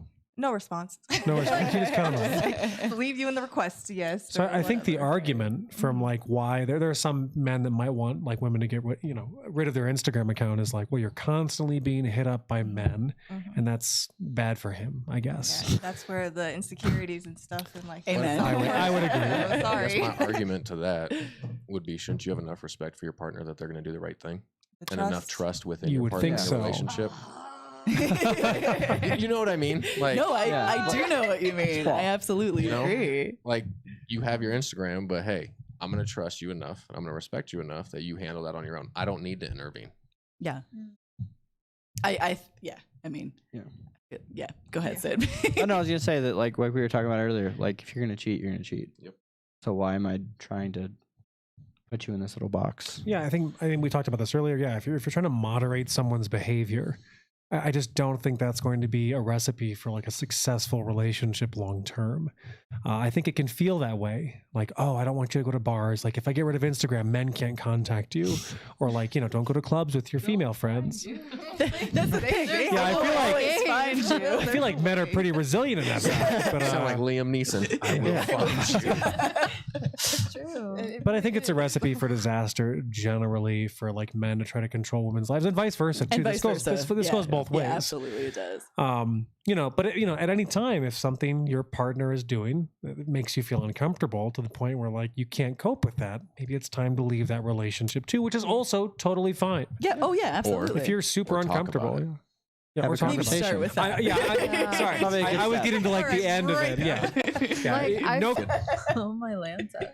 I feel like Snapchat is a worse Snapchat's a Snapchat. train wreck. worse app for Snapchat someone to has the have. very specific then- connotation. Exactly. To it, I think. Wait, I what's feel that like connotation? Like huh? strictly Sending sexual. nudes. Yes. Sending nudes. Yes. Is that what Yeah. you guys see Snapchat as nowadays? That's what I grew up with. Snapchat. It's My partner and when you're deletes older, Snapchat. it's like Megan's like, I can love say- Snapchat. It's the best. Maybe I'm wrong, but I still have Snapchat to talk to my friends with kids. But Yeah. like before then, it was to talk to women, and then my message gets deleted. Yeah. You wanted no Yes. paper trail. Yes. Yeah. I mean, that's what Snapchat was like built for. Yeah, so that's like the connotation is Yeah. that That's what I originally Snapchat knew is it like as. worse than Instagram. Yeah, Snapchat's the worst. that's what I thought. Does it show you if somebody screenshots your stuff? Yes. Yes. But there's Yes. apps that you can look Yeah, at it. I think I was aware of that as well. Yeah. Oh, Everything, that yes. makes sense. Okay. Who would have thought? Who'd have thunk Right? it? Innovation. This is not really a dating question. Are there any apps? Like, are you guys on Facebook still? No. Are most people on Facebook? I mean, I am. No, I am no, too. yes. Yeah, I and gotta hold no. out. Yeah. No, I'm just curious because I feel like people are aging out of Facebook for a Yeah. particular. I don't know. Just curious. I think random they are. question. Yeah. Yeah, I They haven't been on it in absolutely a are. while. Well, isn't there like a Facebook dating app? There Yes, is, isn't there there? is. Yeah, Right? Shaylee, who was on our first podcast, Just met seems her, like it's geared for like 60-year-old people at that point. Like, who's? I'd be so curious to look Fun at their fact. age Craigslist. demographics. As a previous adult It's- ER nurse, the highest STD rates are 60-plus-year-olds. Oh man. What? I feel like I could have gone my Learn entire something. life Yeah, man. without hearing that, and Just I saying. would have been okay. I I'm didn't sorry. need to know. Just saying, I gave, Yeah, I gave yeah. a lot of Vasiclavir out to Yeah. Mima. Oh, okay. Like, all right, oh, Mima. man. Nursing homes. Gross. Yep. I've actually heard that before, but boy, to be hit in the face with it again, that's something special. So I've got two more questions. We're coming up on we're a little over 2 hours. Everyone. yeah. Does anyone need any more water? Anything? No. Feeling good? Megan can throw You're water at feeling you okay? from off Decent? screen. Still, Aaron, are you okay? Oh yeah, I'm doing Okay. great. All right, cool. I think my nose stopped running. Okay. In general. I'm so sorry, by the way, chat, for the sniffing. I'm trying my best. I had tea here in my fuck you, I'm knitting. Yeah. Fuck off, I'm knitting. Fuck off, I'm knitting. It's such Yeah, a that's great mug. Megan's mug, but I drink out of it proudly. This is very off topic. You guys got very good mugs. I've been looking at the owl mug. Yeah, I have to. repetitively. Oh yeah, and Oh yeah, they're great. Hold on, can I show that to the? Yeah. This is the. this is a owl legit mug. Where did you get this? That's so fucking cool. Java House in Iowa It's City. like hefty and it feels safe to hold. Safe? We're right. What does an Right? unsafe, what does an Looks unsafe quality. mug feel like? Too small. Too small. Too small. Yeah. 2 gulps in, you're like, now I gotta go back. Yeah, God. I mean, I can't even trust the coffee. I drink espresso, man. so it's always just 2 gulps. I drink espresso out of a full-fledged coffee Do you cup. really? Yes, it gets cold What do you quickly. do with the rest of it? Like the rest of the cup? I just It's wash just it. air. Yeah. It's like a bag of chips. Like I want to hold the cup, Justin. Don't, Real quick, you You know what I'm, you know what I'm Are getting you you for shaming Christmas? my mug I'm choices? getting you those double thermal insulated espresso Throw cups. them right back at you. Actually, can I jump in for one quick question here? Please. Coffee date, good or bad? We'll go on the table here on this one. Coffee date, good or bad? Would you do it? Would you not? My therapist really wants me to, so I should probably do that. Coffee date, okay. Yeah. Make your therapist happy. That's what we're all working for. I'm always down for a coffee date. Always good, okay. Yeah. That's great, but I prefer boba. Boba. Yeah, I don't drink coffee. Boba. That's the Okay. tapioca ones. Boba. I feel like I'm Yes. eating bubbles of snot. So good. I know can't what? do it.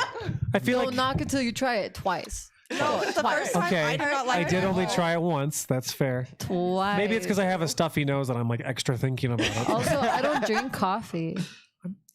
You can get a hot chocolate. Yeah, that's what Isn't I'm saying. half I the don't stuff at drink coffee. Starbucks like not really coffee anymore I anyway? like frappuccinos, which is I like the smooth. It's like straight sugar into my veins. That's all That's I'm looking for. Justina, Oh yeah. coffee dates. Oh yeah.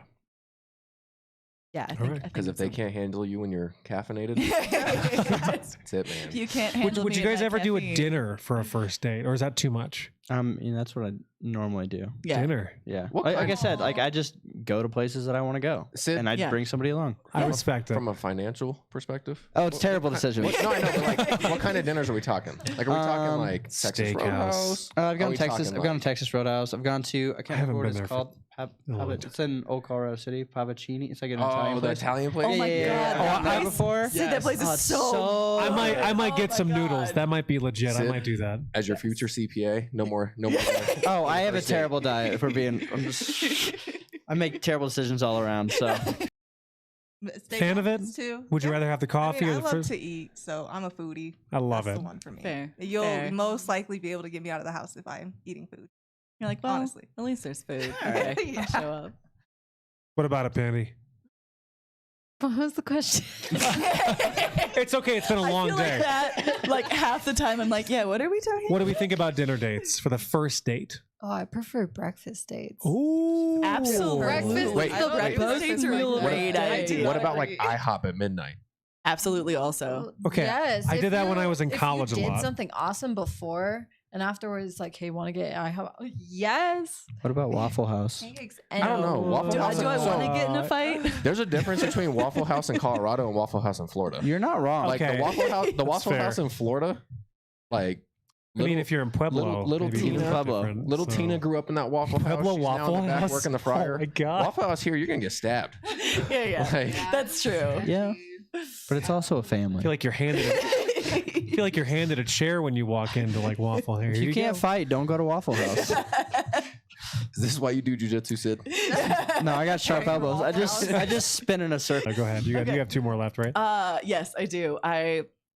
If anyone feels like sharing, and it doesn't have to be anything super serious, but what's a red flag you noticed in a relationship early on that you overlooked that looking back you wish you could tell past self, like, Ooh. hey, that is an indication something might be off in a relationship? Can I talk about myself? Yeah, absolutely From a you can. self-growth perspective. Please, I'd love In that. the beginning of my relationship, I valued the wrong things, Mm, and it almost caused me and Kylie to break up because of it. yeah, okay. So I valued my own needs over the relationship's needs. Yeah. And now looking back on it, I'm like, yeah, that was I would have walked away from that too. Yeah, Like, I'm okay, like, fair. I'd have bounced. Yeah. Do you feel like having that, like, was it pointed out or something Oh that yeah, you came to? it was yeah. like a very obvious conversation. Like, Yeah, hey, you're an asshole. yeah. And I was like, It's just- all right, touche. you need to stop Fair doing enough. that. Like, She's like, I need you to being stop being I- a dick. And I was like, all right, well, I can't really have a rebuttal. Like, you're not wrong. Yeah. I appreciate the honesty. yeah. I've talked about my own prior experiences here as well. Something I did with Megan, like early on into our marriage, actually was like, I was making like really significant money, like early on in our relationship and in our marriage, and like I kind of like lorded that over her in like a really negative way, where I was like, all right, I'm bringing in the money, like you need to be doing the housework, and she was working like a full-time job during this too. And I look back at that and I was like, man, I really messed that up. But we were able to grow past it, and obviously not that way now. And I try not to lord anything over her in that way, but when I think about red flags, if I was looking at somebody else in a couple, that would have probably been one, or at least like worth a discussion or trying to change it. But I think it's good to be honest about like our own shortcomings in the past in particular, so we can talk about it and grow from it. But Yeah, so maybe also that question. What's a red flag in your past self that you would go back and work on? So it's a double question now. Yeah, it's a double question. Yeah. Triple Now we have to remember question. 2 questions, which I'm not Okay. good at. Well, I guess for the other person, Yeah. it was like hypocritical behavior. Like they were allowed to do something, but if I did it, it was done. would you be Interesting. willing to talk about what that would be? Sure, yeah. Like I did something that upset her. Like I made a joke and she didn't think it was very funny, so she yelled at me. Oh, yeah. And then I was like, okay, that's fine. We'll get past it. And then she did something that upset me, and I like unfortunately raised my voice at her, and then that was the end of the relationship. Oh, God. So like both, like I shouldn't raise my voice, but neither Yeah. should she. So like it was acceptable for her, but not for me. It's I don't know, like it's a weird. double standard Yeah. on the exact same Yeah. thing. Yeah. Okay. And then I guess for me, it would be like constantly betraying myself. Like oh, yeah. I don't want to do this, but they want to do this. So I'm going to do this. And then I'm miserable the entire time. But they wanted to do it. Right. I don't know if that's I guess kind of a red flag. Well, like, maybe. yeah, you're like setting yourself up for failure, Yeah. like trying to do a good thing. This trying is to do all the right things. individualized. So, Oh yeah, yeah, it's fine. highly. Yeah, I think that's a great one. For me personally, I've had issues with like getting into relationships way too fast. Like I don't know who you are, and then Yeah. I go down the relationship, get to know you a little more, realize I don't really like who you are as a person. Do you stay in it at that point, or do you leave? I have had issues with staying in it because recovering people pleaser. So Unite. yes. Yay. But so that's something I'm really working on, like getting to know a person. Like I really would love a best friend, So like you can't do that when just rush into a relationship. And then let's see, the other person. You don't really. I'm very family orientated. My family is like, you know, they're the homies. Yeah. So Awesome. if you don't want to be my family, or like, you don't have to do it right away, okay? Because I think that is an issue that I've had. But I think it's probably won't work out for me. Fair. Yeah.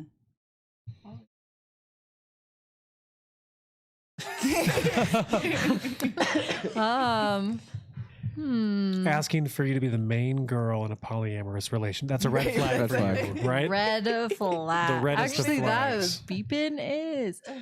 I think that definitely is one. If it is someone who, like I said earlier, who a lot of women rely on for emotional support at all times, or any other women or girls in the friend group, like that is such a red flag to an extent. Like me and my ex, we had a long time where we just had to like make so many boundaries with his mother. Oh, And like it's absolutely, you know, stuff happens, but it was just like, it was so heavy at the beginning of our relationship, and I just completely was like, oh, this is how it has to be. But like my mom wasn't like that with my brother. And so there's like certain things that you don't really realize are as crazy as like when it's getting better, you're like, oh my gosh, like it used to be like that, you know? Yeah. Oh, all yeah, the fair. time. Or yeah, like I said, just having a lot of other people relying on them to the point where you're not the center of this relationship. It's all these other people Sure. involved too. So I think that's a red flag for the other person. And then a red flag for me is definitely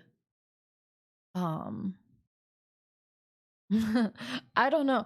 My counselor tells me a lot that I'm not a bad thing, Yeah. but I get caught up with a lot of like very mentally Girl, you sound like me. Oh my God. very like unusual, The weird like ones. tons of narcissists, borderline, multiple personality, like all the time. And it's not necessarily because I'm like, oh yeah, come here. It's just like I'm not afraid of these people. So I'm willing to like, even if I catch like the signals that they probably are, I like am willing to give them space in my life anyways, Sure. if they're willing to like, if it balances out at least a little bit. But normally if they do have those kinds of tendencies, it normally does not go well. But I'm one of those people who I'm like, I will try anyways, which negatively impacts me very often. Do you think it's something you should stop doing if it's negatively impacting you? No, because like I said, are there benefits to it as well? I would imagine. Yeah, there's it's like always a- even though these people have serious issues, it's like at the end of the day, to me, I'm like, it's so valuable just to get to know them. Because if I'm like, if I'm not going to, who else is going to, like, you know? Sure, no, I got you. I got you. I hear what you're saying. Yeah, so it is technically like a red flag because it murders me very often. And it really hits back very often, but it's But you must be getting something, like enough out of it, like internally, right?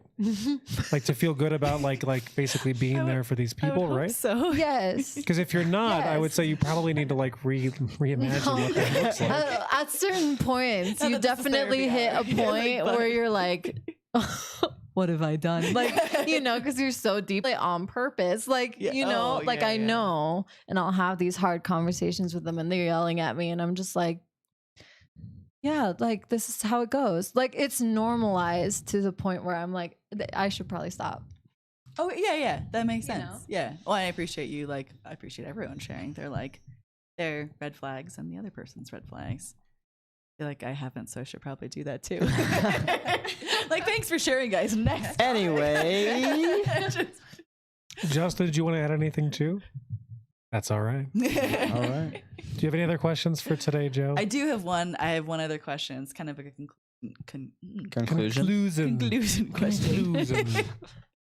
Yeah. So a question that I've been trying to ask everybody, like regardless of relationship status, what makes a successful relationship to you? Whether you've been in one, whether you want to be in one, like what do you define as a successful relationship?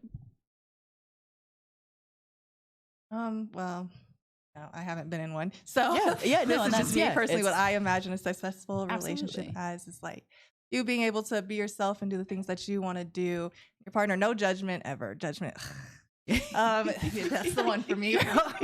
But and allowing your partner to grow and helping your partner to grow and just growing together and just, being able to get through the things that you got to get through and like never giving up because you get to choose really who you want to be with. And if you choose that person every day, it's pretty, sometimes I guess you won't love them all the time. I don't know, but like. So like the choosing choice them, part of it? yes. I love that. Yes. Yeah, I like that a lot. Good answer. Anybody else want to jump in on this one? Can you repeat the question? Yeah. What do you like? You can take this question any way that your brain goes with it, but what does a successful romantic relationship mean to you?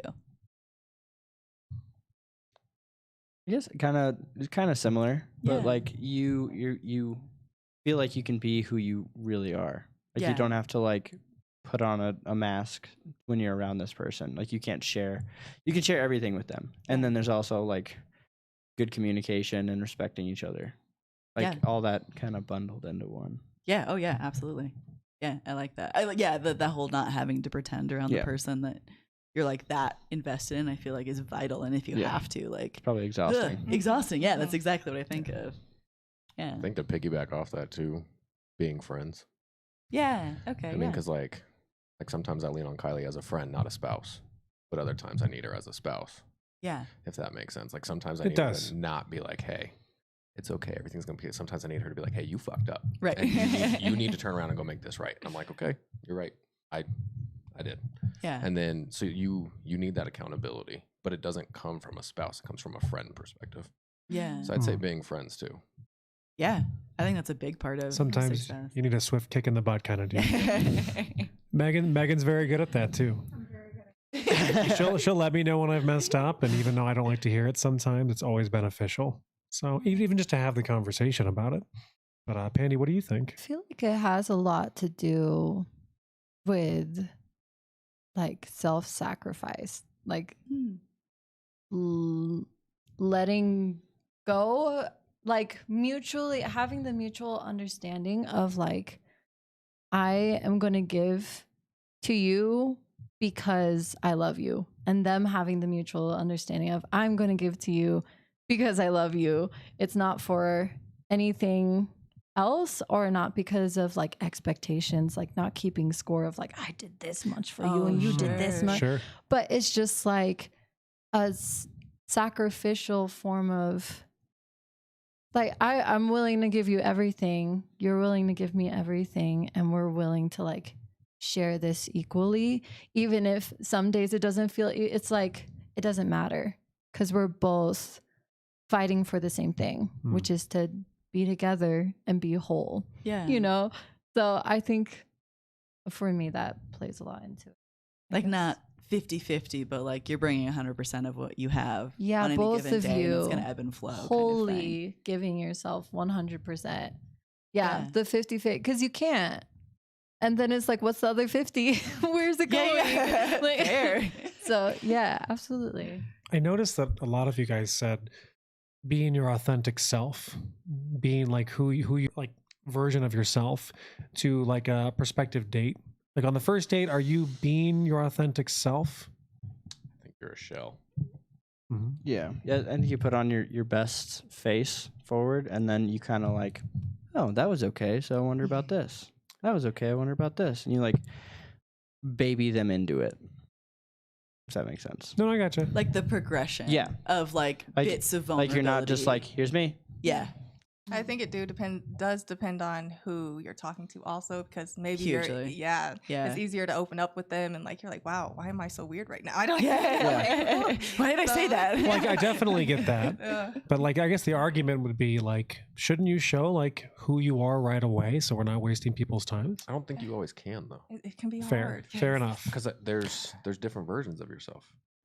Like who you are at home is not who you are at jiu-jitsu. It's not who you are at the store. It's not who you are at work, right? Like I don't know, like ironically enough, and I know at jiu-jitsu it seems like I enjoy talking to you guys, and it's not that I don't. Oh man! I know Hold on. it seems That came out wrong.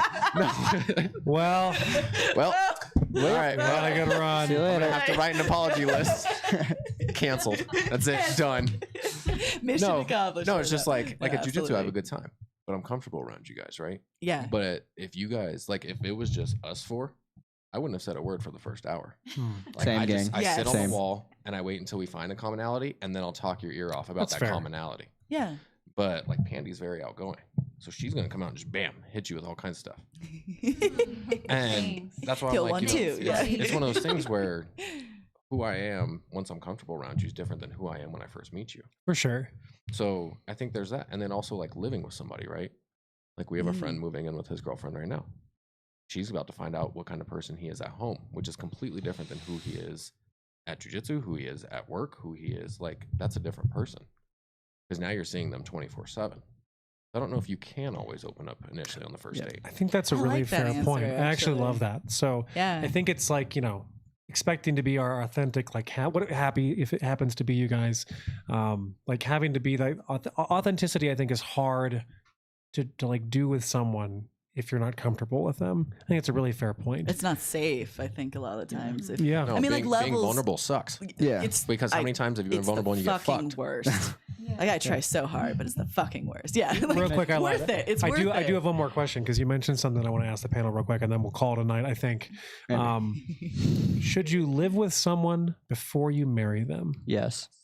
I was Yes, just yes. talking to my mom about this, and she was like, "No." Oh, I know. I And know. I was I like, feel like our no, moms it's would not. probably. I literally, we were fighting as I was getting into the car. Not fighting, but Yeah. I was in the car. I was like, and one more thing. And I was like, because that's what I was telling. I'm like, I don't think I can do the whole, like, I'm just going to be a little, just until I Yeah. get married. I'm like, I want to move in with this person for at least a couple months or a year Yeah, before sure. I even consider marrying Yeah. them. Yeah. Especially after everything I've already gone through. It's like, Of course. absolute, but to people who have not and are very like structurally like that's how they are, you like date and then you get married and then you move in. Mhm. It's so hard to like get through that, Yeah. I guess. Because you Yeah, see no, a very I hear different what you're saying. version of a person. I think I like what you said about the versions thing. I think that's so accurate because like the version of myself that I am at work, which happens to be online, is authentic to that version. But if you know me as a person, you might know something additional to that, right? Mhm. And like the person I am at jiu-jitsu is different than the person I am in a dating context. They're not lies. Like none of it's inauthentic or inaccurate, It's but just it's like portions of yourself. yeah, it's just portions of yourself that I think it makes sense to like have some safety, like emotional safety with that vulnerability of inviting someone into your life. Because I've always been a big advocate for like, yeah, like come out and be exactly who you are. Like I try to do that. But as you're saying that, I'm like, no, but that's very important too. Like there are steps to it. Yeah, and I was just gonna say, I think that we can say that we want to be authentic, and I say Yeah. it all the time, but I think it's very difficult because throughout our whole lives we've kind of been conditioned Yeah. to not. Oh, Like God, that's fucking yeah. weird. Don't do that. Yeah. Be a normal. Yeah. I think it's like for me, it's definitely something I've grown into being a streamer for so long. Yeah. It's definitely like when I first started, it was a lot more like, oh, I have to like. But after a while, it's like once I became more comfortable with who I was and more, I tend to think that I am a lot at a lot of points in time. But like when I ask people or like when I even bring up the insecurity, they're like, you're fine. Yeah. I'm like, oh. But in general, like I try to exude the same amount of energy because I'm like chaotic, chill.